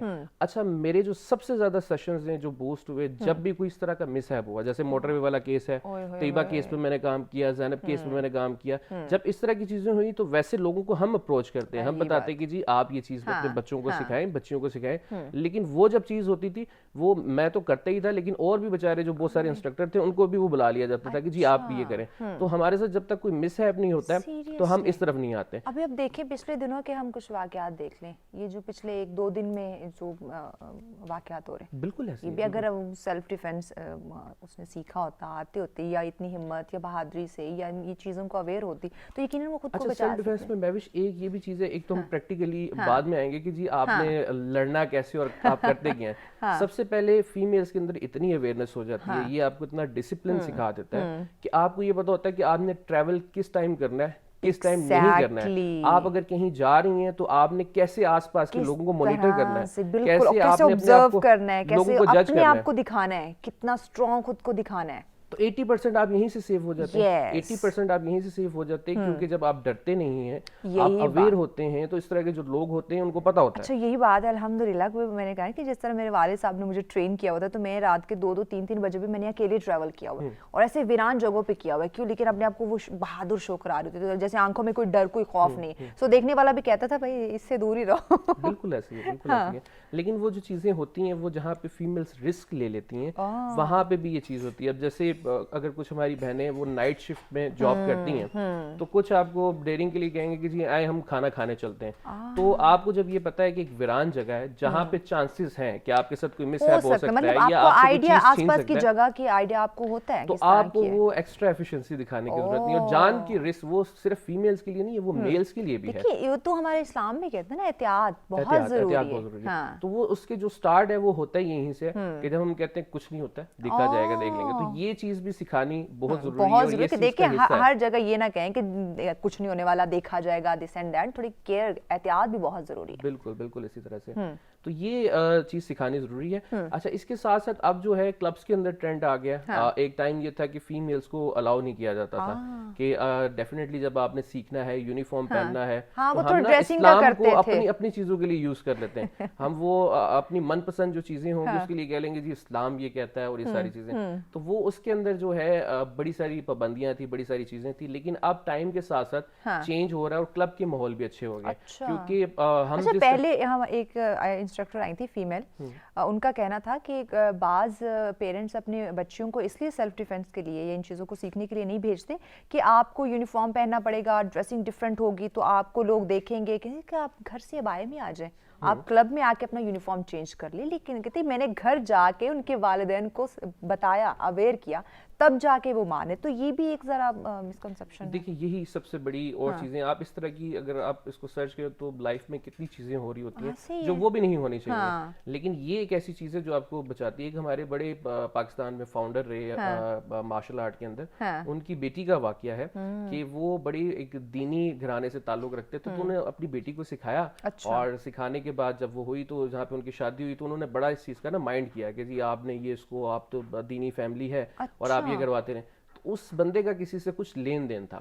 तो उन्होंने ये अपनी वाइफ के साथ खाना खा रहा था, तो उन्होंने जो है वो कॉल की इसको कि जी आपने जो हमारे पैसे देने, तो इसने वो एफिशिएंसी दिखाने के लिए कह दिया जी मैं फलानी जगह पे हूँ। वो 2-3 लोग आ गए और ये अबाई में बैठी हुई थी खातून। और वो निकाब भी किया हुआ इन्होंने। तो वो उन्होंने वो उसके हस्बैंड को टॉर्चर करना शुरू किया। उन 3 लोगों ने उसके हस्बैंड को मारना शुरू कर दिया। कुछ देर तक तो वो बेचारी चलाती रही, हेल्प मांगती रही। अच्छा, उसके बाद उसने जो है वो बायश बाय ऊपर किया। और जब 2 आकाश ये क्लियर कर, ये इसको कंप्लीट करते एक ब्रेक की जाने बढ़ना। ब्रेक के बाद ये इंटरेस्टिंग वाकया है, इसको हम कंप्लीट करेंगे। नाज़रीन हमारे साथ होगा, मिलते हैं ब्रेक के बाद। वेलकम बैक नाज़रीन। सेक्टर में कहेंगे खुशामदीद। बात हो रही है आपकी हिफाजत की, सेल्फ डिफेंस की हम बात करें कि इस वक्त कितना ज़्यादा ज़रूरी है, इसी पर डिस्कशन करें। आकाश एक वाकया आप हमारे साथ शेयर करते वो कंप्लीट करें। खैर वो ये हुआ कि वो खातून जो बेचारी वो चलाई चीखी, और जब किसी ने मदद नहीं की तो उससे अबाया वगैरह अपना ऊपर किया या उतारा होगा जो भी, और उसने 2 किक्स जो है वो चलाई। आसान अल्फाज में मैं कहूँगा तो हमारी ग्राउंड डस्ट किक होती है, फेस के ऊपर करते हैं, ठीक है। तो वो जैसी लगती है तो आम बंदा जो है ना उससे नॉकआउट हो जाता है, क्योंकि आपकी वेन जब वो पिचक जाती है, डैमेज होती है, तो ब्लड सर्कुलेशन रुक जाती है। तो फौरन ही जब एक मर्द किक खाने से औरत की नीचे गिरे तो वो दो जो थे उसमें से एक भाग गया, एक तो भाग गया, पीछे रह गया एक को भी उसने जो है वो भड़का दिया वहां पे। और फिर वो पूरा रेस्टोरेंट जो है वो तालियां, और ये कोई 80s की बात मैं आपको बता रहा हूँ। तो उस वक्त फिर वहाँ के जो वो न्यूज़पेपर थे उनके अंदर भी वो चीज छपी और वो सारा। फिर वो उन्होंने बुलाया तो उन्होंने ये कहा कि बेटा ये आपको मेरी बेटी की हिफाजत करनी चाहिए थी, लेकिन इस आर्ट की वजह से उसने आपकी हिफाजत की। तो ये जो है ये बहुत जरूरी चीज है, बहुत जरूरी चीज है, सब्जेक्ट होनी चाहिए। तो क्या आजकल जो है वो पेरेंट्स अपनी बच्चियों को इस तरफ ला रहे हैं सेल्फ डिफेंस? अब मैं वही आपको कह रहा हूँ कि जिस टाइम में हम सीखे थे उस टाइम में थोड़ा एक ये भी इशू था कि जो मास्टर्स थे वो इतने पढ़े लिखे नहीं थे, एजुकेशन की कमी थी, माहौल ऐसा नहीं था। इवन लोग अपने बच्चों को भी छोड़ते हुए डरते थे, तो कि हम कैसे जो है अपने बच्चों को भी किसी के हैंड ओवर करें। लेकिन अब जो है चेंज हो गया है माशाल्लाह। अब लोग पढ़े लिखे हैं, इंस्ट्रक्टर पढ़े लिखे हैं, और इसके साथ साथ फीमेल्स इंस्ट्रक्टर, ये बड़ा हो गया कि हमारी बच्चियां जो हैं पढ़ी लिखी इस चीज़ के अंदर आगे आई हैं, और वो यूनिवर्सिटीज़ के अंदर, कॉलेजेस के अंदर वो सेशंस करवाना उन्होंने शुरू कर दिए। आकाश इसी हवाले से आपके मास्टर से काम के हवाले से हमारी टीम ने एक मोंटाज तैयार किया है, वो देखते हैं, उसके बाद डिस्कशन को हम आगे बढ़ाते हैं। प्ले कीजिए।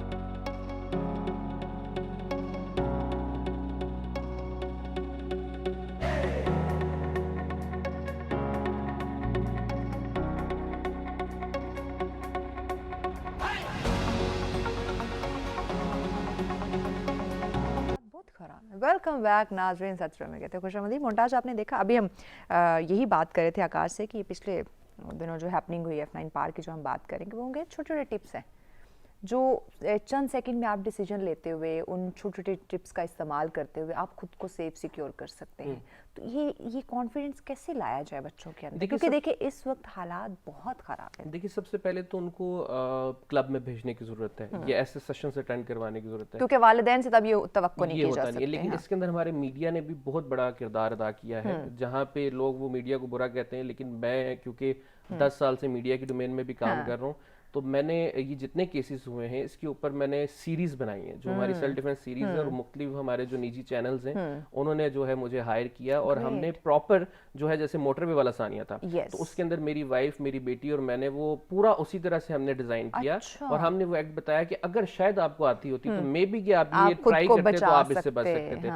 फिर कराची में जब छुरा मार निकला था, ये मेरे ख्याल से इसको भी कोई 7-8 साल होने वाले हैं, इतना टाइम हो गया होगा, तो वो वहाँ पे वो कैंपेन कर रहा था, वो छुरे मार रहा था, और मैं यहाँ पे जो है वो कैंपेन कर रहा था, कर रहे थे और किस तरह से खुद इतनी को वो बचाना। माशाल्लाह ये बात हाईलाइट हुई थी कि पुलिस ने एक्शन ले लिया। यहाँ पे इवन हमारी जो ये इस्लामाबाद की रोडें हैं, यहाँ पे मैंने वो सेशंस करवाए, जबरदस्त। तो वो जब ऐसी चीजें हुई हमने वो कोशिश की, और उसके अंदर मीडिया ने बड़ा साथ दिया। तो मैं और चैनल से भी ये कहूंगा कि जो इंस्ट्रक्टर्स हैं, जैसे अगर मैं इस्लामाबाद में काम करूँ, कुछ लोग लाहौर में है, कराची में है, वहाँ के मीडिया को भी ये चाहिए कि वो उन लोगों को अप्रोच करे और उनको साथ लेकर चले, ताकि पूरे पाकिस्तान में ये काम हो, ये किसी अकेले बंदे का काम नहीं है। हम जैसे देखें मर्द ठीक है वो तो पहले स्ट्रॉन्ग है, लेकिन हमने हमारी खवातीन को स्ट्रॉन्ग अच्छा मैं भी बच्चों के लिए छोटे छोटे बच्चों के लिए कि बच्चे ये कर रहे थे, तो अब मेरी बेटी जो है वो अभी 7 साल की होने वाली है, और वो जब 4 साल की थी तो सेशंस करवा रही है 1122 के साथ जाके।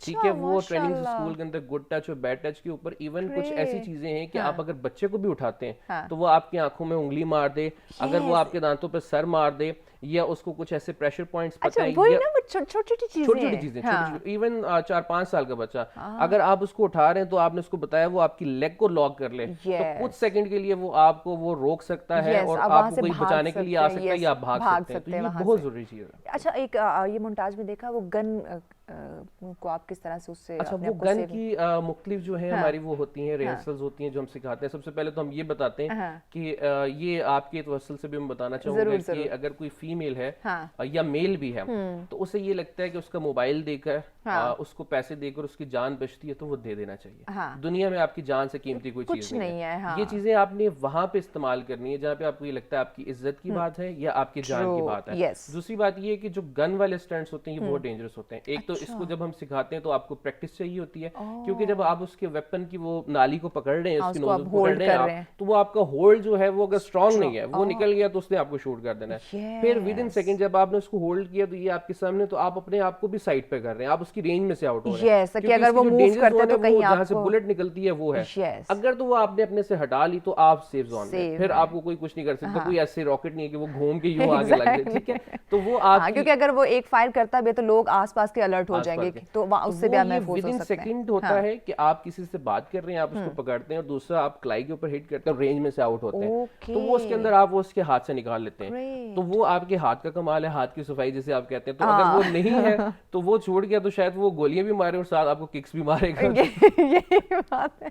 तो ये देखिए, ये छोटी छोटी चीजें और ये आप लोग ही सिखा सकते हैं, और ये वालिदैन से रिक्वेस्ट करेंगे, दरख्वास्त करेंगे कि इससे पहले कि जिस तरह के आए दिन वाकयात बच्चियों के साथ, छोटे छोटे बच्चों के साथ हमें सुनने को मिल रहे हैं कि खुदा ना खास्ता ये बढ़ जाए, बिल्कुल ऐसे। और जिस तरह के हालात हमें लग रहे हैं, मुझे नहीं लगता कि हम इस पे कंट्रोल कर सकें। हमें अपनी मदद आपके तहत करना होगा। हुकूमत क्या करेगी इस पे? बिल्कुल ऐसे ही। हुकूमत तो आपको आगाह कर सकती है, अवेयर कर सकती है कि भाई अपने आप को महफूज रखो, लेट नाइट बाहर मत जाओ, अकेले बाहर मत जाओ, अपनी हिफाजत खुद करो। और वो क्या आपके घर आके तो आपको सिक्योरिटी गार्ड प्रोवाइड नहीं करेंगे। सो हमने अपनी हिफाजत खुद करनी है। बच्चे जब आपके पास वालिदैन लेकर आते हैं, या छोटे बच्चे कि इन्हें आप ट्रेन करें, तो उनका पहला सवाल क्या होता है? अच्छा हमारा ना मैं माजरत के साथ आपको कहूँगा कि पाकिस्तान के अंदर जो बच्चे स्पोर्ट्स करते हैं, जैसे हम बच्चे को कुरान पढ़ने के लिए भेजते हैं, तो कुरान हर बच्चे को पढ़ना चाहिए, और इंटेलिजेंट बच्चे को भी पढ़ना चाहिए। जो बच्चा घर में सबसे नालायक होगा, माजरत के साथ मैं कहूँगा, हम ये कहते हैं कि इसको जो है हम हिफ्ज करवा लें, यार हिफ्स कितनी कमाल की चीज है, आप हर बच्चे को हिफ्स करवाएं, आप नालायक बच्चे को हिफ्स ना करवाएं, चले वो बेचारा भी करके लाइक बन जाता है। अब घर में जो सबसे लेजी बच्चा होगा या सबसे डल बच्चा होगा, वो उसको कहेंगे कि इसको मार्शल आर्ट सीखने के लिए आप भेज दें, या आप इसको जो है किसी स्पोर्ट्स में डाल दें, तो वो इंस्ट्रक्टर को भी उसके ऊपर बहुत ज्यादा मेहनत करनी पड़ती है, क्योंकि पेरेंट्स ने नहीं किया है, तो वो माँ बाप वाला काम भी वो पहले इंस्ट्रक्टर को करना पड़ता है, बहुत ज्यादा पहले उसे एक्टिव करना है अपने साथ, फ्रैंक हाँ, अगर कोई इंटेलिजेंट बच्चा है जिसके अंदर आपको नजर आता है कि यार इसकी एनर्जी है, आप उसको अगर स्पोर्ट्स में डालेंगे तो वो बानिस्बत उसकी बहुत जल्दी पिक करेगा। तो हमारे पास जो 80% बच्चे आते हैं वो माशाल्लाह पिज्जा बर्गर वाले बच्चे होते हैं। अच्छा। पहले हमें उनके वेट पे काम करना पड़ता है, फिर उनके हमें जो है वो माइंड के साथ खेलना पड़ता है, पहले वो लाड प्यार में पले हुए होते हैं कि ऐसे मासूम,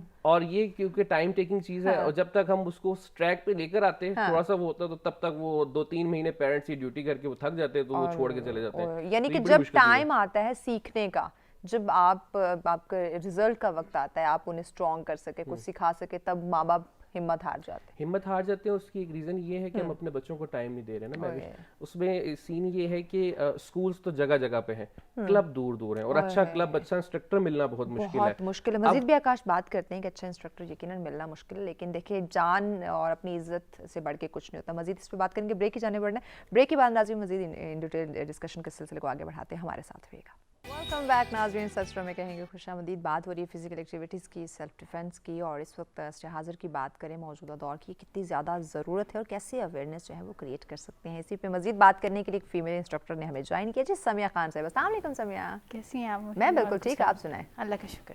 समिया, आकाश से तो हमने ढेरों सारी बातें की, अब थोड़ी आपसे बातें कर लेते हैं, साथ साथ हम आकाश को इन रखेंगे ज़रूर। मुझे ये बताएं आप कैसे इस फील्ड में आ गए, क्योंकि मोस्टली पेरेंट्स कहते हैं नहीं ये ख़वातीन के करने का काम नहीं है। जी बिल्कुल, जैसे सर ने अभी आपको मेंशन भी किया था, जो कराची में स्टैबर की जो किस्सा आया था, उस टाइम पे ही मेरे पेरेंट्स ने मुझे सेल्फ डिफेंस की ट्रेनिंग के लिए इन कर दिया था, क्योंकि मैं यूनिवर्सिटी जाती थी और मेरी यूनिवर्सिटी कायदे यूनिवर्सिटी थी, जो कि आपको पता है थोड़ी सी माउंटेनियस रेंज, और बाज़ वक़्त वहाँ पे बिल्कुल वीराना भी हो जाता है, sometimes you have to stay like for long hours at university ना। तो उसके लिए मेरे पेरेंट्स ने मुझे करवाया था, बट फॉर्चुनेटली और अनफॉर्चुनेटली मेरे बहुत इंस्ट्रक्टर्स चेंज हुए। अच्छा। क्योंकि उनकी हेल्थ का प्रॉब्लम हो गया था, फिर मैंने दूसरी एकेडमी ज्वाइन की, फिर फॉर्चुनेटली आई मेट शेहान इंतखाब, जो कि SSG मरीन कमांडो हैं, और उन्होंने मुझे ट्रेन किया सेल्फ डिफेंस ने, और उसके बाद जब मैंने खुद सीख लिया तो मैंने लोगों को सिखाया। ज़बरदस्त। तो जब आपके पास अभी ख़वातीन आती हैं, बच्चियाँ आती हैं, तो क्या उनको कौन सी प्रॉब्लम्स होती हैं, मुश्किलात होती हैं स्पेशली? जी, सबसे पहले तो अगर आप हरासमेंट के हवाले से बात कर रही हैं, तो cat calling is very common these days, और आजकल आपको पता है हर माँ बाप चाहते हैं कि अपने बच्चे को बेहतर से बेहतरीन स्कूल में दाखिल करवाएं। तो जब आप को में जाते तो को में आपने बुलिंग का इंसिडेंट अभी रिसेंटली आपने देखा है लाहौर में किस तरह से हुआ। को में आप जा रहे हैं, बहुत अच्छी बात है, एजुकेशन आप अच्छी ले रहे हैं, बहुत अच्छी बात है, लेकिन वहाँ पे जब आप सेल्फ डिफेंस या कराटे के लोगों को जब आप बच्चों को ट्रेन करते हैं, तो बच्चों में टॉलरेंस पैदा होती है। ठीक है। बल्कि ये बात तो सर भी सेकंड करेंगे कि जब हम बच्चों को ट्रेनिंग दे रहे होते तो बच्चे में एक टॉलरेंस, एक पेशेंस डेवलप करवाया जाता है थ्रू ट्रेनिंग। ठीक है। और उसमें एक सेल्फ रिस्पेक्ट, जो हमारी जो मार्शल आर्ट्स की बेस है, कोई भी स्टाइल हो दुनिया का, उसमें जो पहली चीज़ सिखाई जाती है वो है रिस्पेक्ट, और दूसरी चीज़ है डिसिप्लिन। यस। जब तक आप अगले बंदे की रिस्पेक्ट करना नहीं सीखेंगे, आप दुनिया में कोई चीज़ अचीव नहीं कर सकते। तो बेसिक्स जो है ना मार्शल आर्ट्स की, वो हमारी सोसाइटी को उसकी ज़रूरत है। ऐसे है। और आपने अभी रिसेंट जो बुलिंग का, टॉलरेंस की, ये चीज़ों के बहुत ज़्यादा ज़रूरत है। अब बुलिंग का जो आपने रिसेंट इंसिडेंट देखा, उसमें आप वही चीज़ देखेंगी, रिस्पेक्ट की कमी नज़र आ रही है। अब जब लेडीज़ बाहर निकलती हैं, इवन मेरे पास मदर्स ट्रेन होती हैं जिनके 4-4 बच्चे हैं, वो नहीं चाहते कि मेल इंस्ट्रक्टर उनको हाथ लगाए या उनको ट्रेनिंग करे। जब वो फीमेल है ना, एग्जैक्टली, जब वो मेरे पास आती हैं तो वो भी ये कहती हैं कि even if I am married, I am going out with my kids, फिर भी मुझे लोग कैट कॉल कर रहे हैं या मुझे बुरी निगाह से देख रहे हैं। मतलब शादीशुदा औरतें भी सेफ नहीं है पाकिस्तान में। यार मतलब समझ नहीं आती हमारे लोगों की, या ऐसे लोगों की, कि इस तरह से आपको क्या मिल जाता है बातें कस लेने से, या इस तरह से निगाहों, अजीबो गरीब निगाहों से देख लेने से क्या कुछ हासिल हो जाता है? I think this has a psychological base, क्योंकि मैं क्लिनिकल साइकोलॉजिस्ट भी हूँ। तो इसमें मुझे ये लगता है कि क्योंकि हमारे पास हर तरह का मीडिया बहुत ज़्यादा आ रहा है, अवेलेबल है, इजीली एक्सेसिबल है, हाँ। उसकी वजह से कुछ लोग हैं उनका सेल्फ कंट्रोल जो बहुत वीक है वो वहाँ पे प्रैक्टिस कर रहे होते हैं। जैसे आप मार्केट प्लेस देख लें या कैट कॉलिंग करके उनको थोड़ा सा वो एक तरह से ऐसा लगता है, फीलिंग आती है कि वो सेल्फ उनका सेटिस्फाई हुआ है, इनर सेल्फ। ये साइकोलॉजिकल बेस है इसकी। ठीक, लेकिन बात को कंप्लीट करते, कॉलर है, कॉलर के बाद आपकी बात को मुकम्मल करते हैं। इम्तियाज साहब ने हमें ज्वाइन किया कराची से। अस्सलाम वालेकुम इम्तियाज साहब। वालेकुम सलाम, very good, well done, excellent. Thank you so much. क्या कहेंगे आज? मुझे तो लग रहा है कि कोई भी टॉपिक आप छोड़ेंगे नहीं, लगे रहिए। बिल्कुल नहीं छोड़ेंगे, आप बेफिक्र हो जाए, हमारी टीम को क्रेडिट जाता है। इम्तियाज भाई को भी थोड़ा सा क्रेडिट जरूर दिया करें। बात दरअसल ये है जी कि मैं पहले समझता था ये फिल्मों में बेवकूफ बनाते हैं कि एक बंदा जो है मार्शल आर्ट का वो 10 बंदों को पीट लेता है। तो बाय गॉड मैंने अपनी आंखों से देखा, एक बंदा बिल्कुल दुबला पतला, उसने बेक वक्त 5-6 बंदों को फाइट करके नीचे गिराया। अच्छा। वो किसी जगह वो बेचारा किसी प्रॉब्लम में आ गया था। तो वाकई मार्शल आर्ट और ये आर्ट तो बहुत जरूरी है। ऐसे ही है। और मैं अपने दोनों भाइयों से और सुनने वालों से अर्ज करूंगा, इम्तियाज साहब कभी आपने ऐसे 2-4 बंदों को मार गिराया हो? मैडम अभी तो आजकल जरा मेरे पैर में तकलीफ है। अच्छा, इससे तो पहले जब आप जवानी में थे? नहीं, जवान तो अभी भी हूँ मेरे बच्चे, ऐसा मसला नहीं है। बात दरअसल ये है कि 20 साल पहले कोई माई का लाल ऐसा था नहीं जो हमारे करीब आ सकता था, क्योंकि मैंने क्या बात है इम्तियाज साहब। मैंने ब्रूसली की इतनी फिल्में देखी और घर आके मैं प्रैक्टिस करता था। ग्रेट, क्या बात है। और बस एक रिक्वेस्ट है, आजकल ना हुकूमती सतह पे इसको आम करना चाहिए ताकि मोबाइल बिल्कुल बहुत शुक्रिया इम्तियाज साहब। यकीनन हुकूमती सतह पे भी ऐसे सेशंस होने चाहिए, ऐसे चीज़ों का इनेकाद होना चाहिए जहाँ बाकी तकरीबात हो रही थी, वहाँ पे ऐसी कुछ चीज़ों का है जो आपको महफूज कर सकते हैं, हिफाजत आपकी कर सकते हैं, वो भी बड़ा ज़रूरी है। आकाश, जैसे हमारे कॉलर ने कहा कि वो कुछ मूवीज़ देख कर आते थे और वो घर में प्रैक्टिस करते थे। अच्छा, हमारे आजकल बच्चे तो बैठे ही मूवीज़ के सामने होते हैं, तो क्या फिर भी उनके अंदर कॉन्फिडेंस नहीं आता? अच्छा, ब्रूसली को उन्होंने नाम लिया तो ब्रूसली का बहुत क्रेडिट है इस चीज़ के अंदर कि उसने मीडिया पे, क्योंकि मूवीज़ के थ्रू हमें मार्शल आर्ट का पता चला और मैं खुद जो है वो सीखा, वो ब्रूसली की मूवीज़ देखी, मुझे ये शौक पैदा हुआ था और मैं गया। और जहाँ से उन्होंने कॉल की कराची से, तो वहाँ पे एक पाकिस्तान में जिंदा ब्रूसली आज भी माशाल्लाह से हैं, अशरफ ताई साहब, जो पाकिस्तान में मार्शल आर्ट को लेकर आए और सब ने उन्हीं से सीख कर और फिर दूसरे स्टाइल्स पाकिस्तान में लेकर आए। तो मेरी भी रिसेंटली मुलाकात भी हुई थी उनसे। तो कराची में तो बहुत काम उन्होंने किया इस चीज़ के ऊपर, क्योंकि एक बहुत बड़ा शहर है, वहाँ पे क्राइम को कंट्रोल करना। लेकिन ये जो इम्तियाज साहब वाली बात थी, वहाँ पे बिन मार्शल आर्ट सीखे लोग मूवीज देख देख के ना आपको हर गली में एक फाइटर मिलेगा। अच्छा, ये बात भी वो बस एक अवेयरनेस की, कॉन्फिडेंस की है ना। अच्छा, वो उनकी बात को मैं बताऊंगा, वो जो उन्होंने कहा 5 लोगों को उसने मारा, एक दुबले पतले से लड़के ने। देखिए, वो जो एक एक्सपर्ट मारेगा ना, वो पॉइंट के ऊपर मारेगा, और दूसरे तो बस एक जो ऐसी है वो अपनी एफर्ट जाया करेगा, वो मिस फायर करेगा। आप किसी अनाड़ी बंदे के हाथ में आप गन दे देंगे ना, तो वो 10 वो 12 गोलियां भी उड़ा देगा। और खिलाड़ी के हाथ में आप देंगे तो एक भी होगा तो उसको वो शॉट लगाएगा। एग्जैक्टली। समय यकीनन जो एक ट्रेंड बंदा होता है उसकी मार और एक अनाड़ी की मार में फ़र्क होता है, लेकिन मकसद तो खुद को बचाना है ना। एग्जैक्टली, वो किसी तरीके से भी बचा ले। बिल्कुल यही बात है। बल्कि जब मैं ट्रेनिंग करवा रही हूँ तो मैं जो फीमेल्स को कहती हूँ एटलीस्ट 3 शॉट्स आपने मारनी है, चाहे वो बेसिक लेवल पे। वो 3 शॉट्स कौन से हैं ये हम जानते हैं, एक मोन्टाज है आपका, वो देखते हैं, उसके बाद वो 3 शॉट्स कौन से ये हम आपसे जानते हैं। जी, प्ले कीजिए।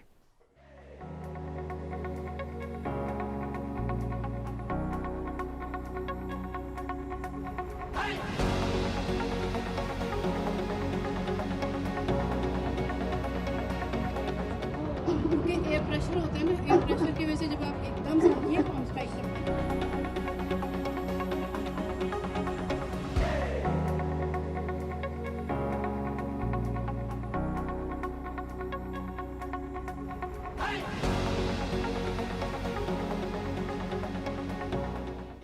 वेलकम बैक नाज़रीन। देखिए नाज़रीन, ऐसे भी सोसाइटी में स्ट्रॉन्ग ख़वातीन हैं और ऐसी स्ट्रॉन्ग ख़वातीन को फॉलो करना चाहिए ताकि आप भी स्ट्रॉन्ग बन सकें। 3 चीज़ें आप हमारे साथ शेयर करने जा रही थी कि 3 बेसिक पॉइंट्स, पहलू हमें मद्देनज़र रखने चाहिए, वो बताएं। जी, मैं उनसे ये कह रही थी कि एक जगह अटैक ना करें, अटैक 3 जगह पे करें। एक तो आपका हेड हो गया, एक मिड बॉडी हो गई और एक नीचे लेग्स वगैरह हो गई, तो एटलीस्ट 3 अटैक करें, एक तो लगेगा। 3 जगहों पे एट अ टाइम ट्राई करें, किसी एक से तो वो गिरेगा। एग्जैक्टली, क्योंकि शुरू में जब खवातीन ट्रेन होती हैं बेसिक लेवल पे, तो उनको बड़ी खुशी होती है जब वो ट्रेन होती है ना, तो जैसे एक शॉट भी मारेंगी ना तो वो फील करेंगे मैं बहुत हीरो हूँ या मैं रुक जाऊँ उस लेवल पे। कि जब आपके सामने हकीकत में कोई आ जाएगा ना, तो तब आपने क्या करना है ये सोचें। एग्जैक्टली, तो उसमें मैं उनसे ये कहती हूँ कि don't feel like a hero, वहाँ पे खड़े नहीं रहना, भाग जाना है उस सिचुएशन से। यस, आप मजीद मारने के लिए आप वहाँ पे नहीं खड़े हैं, आप बस उस मार का फायदा उठाएं, वहां से रफू चक्कर हो। तो उनको ये हो रहा होता है कि बस मैंने एक शॉट मार दिया, अब तो अगला बंदा बिल्कुल डाउन हो गया, वो उठेगा नहीं और मैं जो मर्जी है मैं एंजॉय करूंगी इस मोमेंट को। तो वो मोमेंट को एंजॉय नहीं करवाया जाता। मैंने उनसे कहा कि आपने हेड पे मारना है, आपने मिड बॉडी पे मारना है, पैर पे मारना है, और उसके बाद आप भाग जाए वहां से, एंजॉय नहीं करना। वो जगह आपने छोड़नी, ये नहीं कि वो अगर गिर गया है या बिलक रहा है तो आपने उसको एंजॉय करना है, आपने वहां अपनी जान बचानी है। वो इस मार का बदला लेने के लिए उठ सकता है। एग्जैक्टली, और पीछे गैंग्स भी होते हैं। बाज लोग ऐसे होते हैं कि आपको लगेगा कि एक बंदा या 2 बंदा मेरे पास आ रहा है, पीछे पूरे गैंग्स होते हैं, और गैंग्स के पीछे भी गैंग्स होते हैं, क्योंकि अगर एक पूरा सपोर्ट सिस्टम इनके पास ना हो तो ये कैसे एग्जिस्ट करेंगे हमारी सोसाइटी में।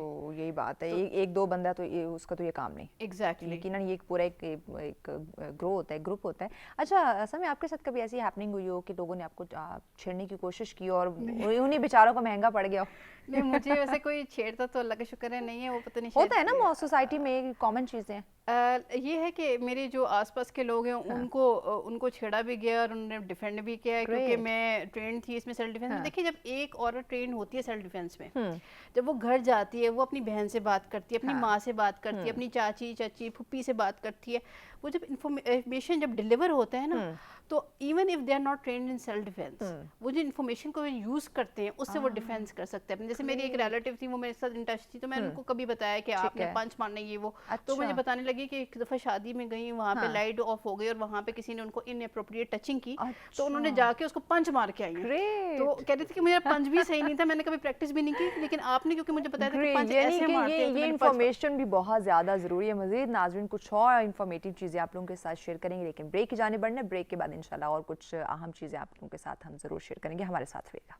वेलकम बैक नाज़रीन, सब्सक्राइब में कहेंगे खुशामदीद। बात हो रही है फिजिकल एक्टिविटीज़ के, सेल्फ डिफेंस की, और इस वक्त अगर हम माशरे की बात करते हैं तो जिस तरह हम तेज़ी से तरक्की की जाने बढ़े, वहाँ पे कुछ ऐसी हैपनिंग्स भी हो रही हैं, ऐसे खौफनाक वाक़यात भी हमारे सामने आ रहे हैं जिसको देख के लगता है कि सेल्फ डिफेंस हर इंसान की जो है वो ज़रूरत बन चुकी है। ना सिर्फ हम फीमेल की बात करें बल्कि मेल हजरात के लिए भी ये बहुत ज़्यादा ज़रूरी है। तो इन्हीं प्रॉब्लम्स जो हम सबको आजकल फेस करनी पड़ी, उसको मद्देनज़र रखते हुए डिस्कस किया जा रहा है कि कैसे इस मुश्किल से निकला जा सकता है। सेल्फ डिफेंस को कैसे हर इंसान जो है उसको अपने एक रूटीन में शामिल कर ले, सीख ले कि जहाँ वो अपने रोज़मर्रा के काम करता है, ऑफिस जाता है, अपने आप को कैरी करता है, वहाँ पे उसने अपनी हिफाजत भी खुद करनी है, कोई आके उसको नहीं बचाएगा। सो अपनी मदद आपके तहत कैसे खुद को बचा सकते हैं, इसी पे हम बात करें।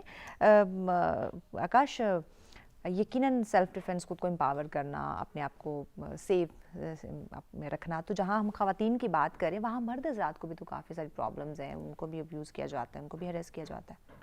हाँ, उनमें भी है, लेकिन मर्दों में थोड़ी सी ये चीज़ है कि अगर आपकी ग्रूमिंग नहीं है तो वो इस चीज़ का गलत इस्तेमाल करते हैं। आर्ट जो है, जैसे समिया ने कहा था कि ये डिसिप्लिन सिखाता है, तो आपके साथ कितनी सारी लाइफ में ऐसी चीज़ें होती हैं, लोग आपको तंग करते हैं, आपको गुस्सा दिलाते हैं, लेकिन कमाल बात ये होती है कि आप किसी को मार सकते हैं और मारते नहीं हैं। और हमें दीन भी ही सिखाता है कि आप जो है एक चीज़ कर सकते हैं और वो करते नहीं है, अपने ऊपर जो है वो काबू रखते हैं। तो वो जैसे वो इम्तियाज साहब की कॉल से मुझे याद आ गई कि उससे बेचारे ने मारा, वो कुछ बहुत एक्सट्रीम लेवल हो गया होगा, लेकिन हमारे साथ कितनी दफ़ा, मेरे अपने साथ ऐसे होता है कि मेरा दिल करता है कि मैं अगले बंदे को जो है वो मार दूं, यही इसको मरोड़ और मुझे अच्छा उसको मुझे मारने से इस चीज से डर नहीं है कि हमारा कोई झगड़ा हो जाएगा, मुझे डर ये है कि मुझ पे पर्चा होगा सीधा सीधा, या तो ये मर जाएगा या कुछ और होगा। अगला बंदा आपको टॉर्चर कर रहा है, वो उसको नहीं पता है। मिसाल के तौर पे उस बच्ची को भी अगर कोई टॉर्चर करे, उसको नहीं पता है कि अगर उसका एक पंच लगता है, ये अपने आप को डिफेंस करने के लिए कर रही है।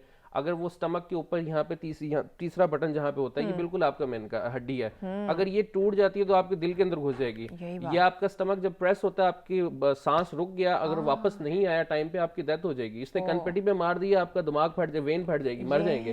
तो वो शायद अपने आप को बचा रही हो, लेकिन बचाने के लिए आप भी जान से जाए और दूसरा बंदे की भी जिंदगी जो है वो हो जाए। अच्छा, हमारा लॉ भी तो नहीं है ना। आप मुझे ये बताएं कि अगर ये किसी ने सीख ली है, आप अगर वो चीज एक अगर कोई आपको गन पॉइंट पे छीनने के लिए आता है, वो आपको फायर करता है, वो आपको मार के चला जाए, वो तो मिलेगा ही नहीं पुलिस को।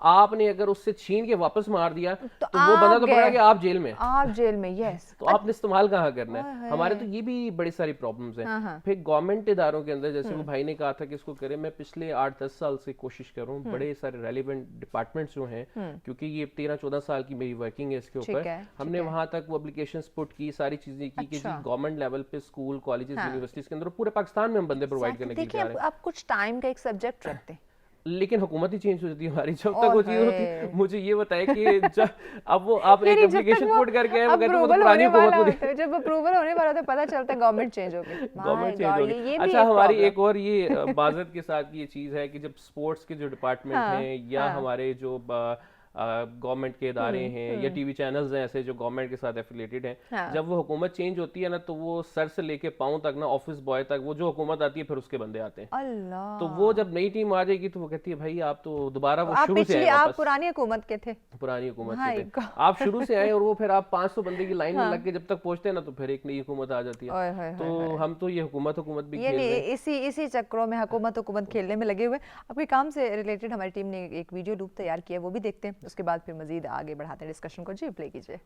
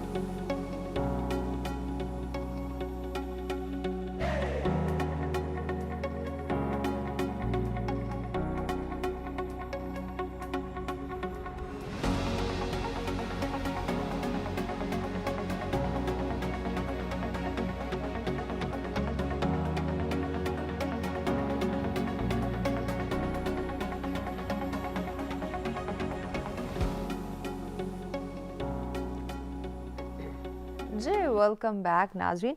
आकाश, अगर इस वक्त हम देखें तो आप किन किन जगहों पे किन किन लोगों को ट्रेन कर रहे हैं, ज़रूरी जो इस वक्त समझा जा रहा है? अच्छा, स्कूल, कॉलेज, यूनिवर्सिटी से हमने शुरू किया था, ठीक है, और उसके बाद मीडिया की इन्वॉल्वमेंट होगी, टीवी चैनल्स के लिए सीरीज में बनाता हूँ और उनको प्रॉपर वो जो है वो रिकॉर्ड करके देते हैं। फिर इसके साथ साथ जो हमारे इदारे हैं, जो कंपनीज हैं जहाँ पे बहुत ज्यादा फीमेल्स होती हैं, तो मैं किसी का नाम नाइट शिफ्ट हो सकती है, नाइट शिफ्ट हो सकती है, या आप बैंकिंग में कह सकते हैं। तो वो क्या करते हैं कि अब उनमें इतनी अवेयरनेस आ गई है कि अगर कोई आपकी सीनियर फीमेल है, तो वो क्या करती है, वो कहती है कि मेरी बहन बेटियां जो अगर मेरे साथ 200 लड़कियां काम कर रही हैं, तो क्यों ना इनको एक ऐसी ट्रेनिंग गिफ्ट की जाए, ऐसी ट्रेनिंग करवाई जाए कि जिसके अंदर इनको कॉन्फिडेंस आ जाए। तो वो इस तरह की वर्कशॉप्स अब करवाना शुरू हो गए, और ये कोई पिछले 5 साल से तो इनके ऊपर मैं काम कर रहा हूँ। पाकिस्तान के तकरीबन जितने बड़े अदारे हैं उनके साथ मैं काम कर चुका हूँ। तो वो अपनी फीमेल्स हमें देते हैं कि जी ये हमारी 50-100 फीमेल्स हैं, आप इनको जो है ट्रेन करें, और ये एक बहुत अच्छा जो है स्टेप है। लेकिन वही बात आ जाती है कि फंडिंग, आपको देखिए ना, आपने अगर 50 की, हम पूरे पाकिस्तान को ट्रेन करने के लिए तैयार है। मैं आपको कल की बात बताता हूँ कि कल मैं एक सेशन करवा के आया हूँ, 5,000 रुपए मेरी अपनी जेब से लगा, ठीक है, मैं फ्यूल डाल के गया हूँ, मेरे साथ वाइफ थी, हमने खाना खाया और सेशन यही करवा गया है। अच्छा, उल्टा किसी को हमें पैसे देने चाहिए, हम जेब से लगा के जा रहे हैं। ये चीज इसको हम इसके अंदर इनपुट करें। देखिए ये भी है ना, ये आप कब तक बर्दाश्त करेंगे, ये बात है, असल ये बात है। देखिए अगर अल्लाह ने मुझे तौफीक दी है, अगर मैं 12-13 साल से ये काम कर रहा हूँ, लेकिन एक टाइम आएगा जब मुझे शायद ये लगे कि अब मेरे बच्चों का हक जा रहा है। अगर आप अपने मुल्क की हालात आप देखिए, हम नहीं कर पाएंगे। देखिए आप दूसरों के बच्चों को सेफ सिक्योर करें, लेकिन इसका ये मतलब नहीं कि आपके बच्चों का हक जाना शुरू। मैं आपको एक यूनिवर्सिटी की बात बताता हूँ, नाम नहीं लूंगा मैं, आपको मैं बताता हूँ, मैं प्रैक्टिकली बैठा हूँ। जब ये कराची में ये छुरामा और ये सारा निकला ना, तो हमने इसको बूस्ट किया, तो हमने कहा कि हमने सेशन करवाना है। अच्छा, तो उन्होंने एक प्रोफाइल मेरा जब देखा सारी चीजें, तो कहते हैं आप तो पैसे लेंगे बहुत। मैंने कहा जी नहीं पैसे लूंगा मुझे आप, अच्छा आप हमें क्या देंगे? तो मैंने कहा अच्छा मैं ये एक्टिविटी भी आपको करवाऊँ और आप ये समझ रहे कि मैं शायद आपको साथ पैसे भी दूं, कुछ दो। तो ये भी हमारा जो है, और उन्होंने नहीं करवाई ये एक्टिविटी। बहुत सारे ऐसे इंस्टीट्यूट हैं। हर चीज आप पैसा ना रखें, ठीक है, जो बंदा आप सिखा रहे हैं आप उसको रिगार्ड के तौर पे जो उसका मुआवजा बनता है वो आप पे करें, लेकिन उल्टा ये ना करें कि आप हमें देंगे तो हम हमारे सिखाने गुड टच और बैड टच पे जो सेशंस होते हैं, मैं मैं आपको ये बताऊं, एक स्कूल में अगर 500 बच्चे हैं तो वो क्योंकि स्कूलिंग बिजनेस बन गया हुआ है, यही वो बात कहते है। हैं हम सेशन करवाने के लिए जाते हैं, कहते हैं जी पहले हमने पेरेंट्स से परमिशन लेनी है, ये बड़ा सेंसिटिव टॉपिक है। तो मैंने कहा ये तो वो टॉपिक है कि जो माँ बाप हमें सिखाते जो थे, माँ बाप सिखाते और थे, वो लेकिन 500 अब बच्चों में से मजबूरी। शायद 50 बच्चों को मदर्स अलाउ करती है कि जी आप हमारे बच्चों से इस चीज के ऊपर बात कर लें, और वो उसमें से जो है वो 400 बच्चे देखिए नहीं करेंगे। बच्चों को अवेयरनेस कैसे आएगी समय, जब आप उन्हें good touch and bad touch नहीं बताएंगे, नहीं सिखाएंगे, क्योंकि पहले ये चीजें हमें वालिदैन बताते थे, हमें वो जब हम स्कूल जा रहे होते थे हमें वो आगाह करते थे कि कोई आपके साथ बिहेव करे तो ये this is good and this is bad. देखिए एटीट्यूड का बड़ा प्रॉब्लम मैंने देखा है अपनी सोसाइटी में। इवन अभी मेरी एक बड़ी अच्छी दोस्त हैं, उनके साथ इस तरह से इनअप्रोप्रिएट टचिंग का प्रॉब्लम वाकया हुआ, और उस दिन मुझे सर वो ब्लैक बेल्ट की हमारी जो सेरेमनी थी उधर जाना था, तो मुझे उन्होंने जब पोस्ट डाली कि मेरे साथ इनअप्रोप्रिएट टचिंग हुई है, वो भी जॉब प्लेस पे हुई है, तो मैंने उनसे कहा कि मैं अच्छा थोड़ी सी फ्री हो जाऊँ तो मैं आपको वीडियो भेजूंगी उस पर कि आपने कैसे उसको टैकल करना है। मैंने वीडियो बना के उनको जब भेजी, आपके साथ भी शेयर की मैंने, ठीक है, हैंड टचिंग की। तो जब मैंने उनके साथ शेयर की तो उसके बाद जो नीचे थ्रेड में खवातीन थी वो कहती हैं हमारे साथ भी ये शेयर करें क्योंकि हमारे साथ भी ये सब होता है। तो प्रॉब्लम ये है। और मतलब दूसरी ऐसी चीजें कि लोगों के साथ हैपनिंग्स हो रही हैं बट वो शेयर नहीं कर पा रहे, नहीं, वो अटेंड भी नहीं करना चाहते। मैं आप एक मेरी बात आप मुझे बताएं, आप अगर हार्वर्ड से पढ़ना चाहते तो हार्वर्ड आपके घर आएगी या आप हार्वर्ड जाएंगे?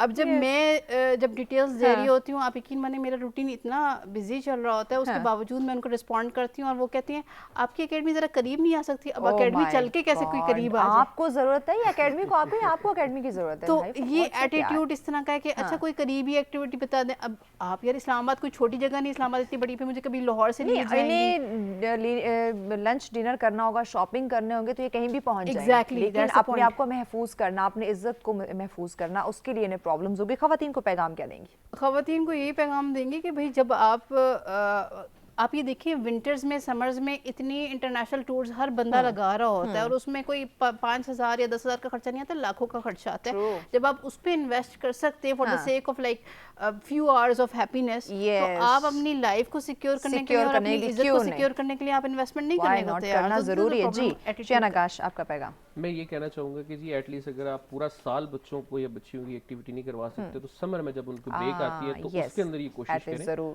तो वहाँ पे आप अपने नियरेस्ट देखें और वहाँ पे इन्वेस्ट करें अपने बच्चों के ऊपर। क्या ये खूबसूरत पैगाम। बहुत शुक्रिया दोनों मेहमानों का, आपने हमें वक्त दिया। यकीनन नाज़रीन, सेल्फ डिफेंस की हम बात करें, अपनी हिफाजत की बात करें, अपने आप को सेफ सिक्योर करने की बात करें तो ये बहुत ज़्यादा ज़रूरी है। जहाँ अपने ऊपर हम इतना इन्वेस्ट करते हैं वहाँ क्यों ना अपनी हिफाजत के लिए, अपनी इज्जत को महफूज रखने के लिए भी थोड़ा सा इन्वेस्ट किया जाए। तो यही चीज़ें हमारे लिए लॉन्ग टर्म होती है, हमें काम आती है, हमें कॉन्फिडेंस देती हैं। सो इसी कॉन्फिडेंस को कोशिश करें कि अपने आप में भी रखें और अपने बच्चों को भी इसकी तरफ लेकर आएँ, जो कि बहुत ही ज़्यादा ज़रूरी है ताकि आप एक खूबसूरत और खुशगवार ज़िंदगी बसर कर सकें। इसी के साथ दीजिए इजाज़त, कल फिर आएंगे एक और ज़बरदस्त टॉपिक के साथ। अपना और अपने प्यारों को रखिएगा बहुत ज़्यादा ख्याल। अल्लाह ने के बाद।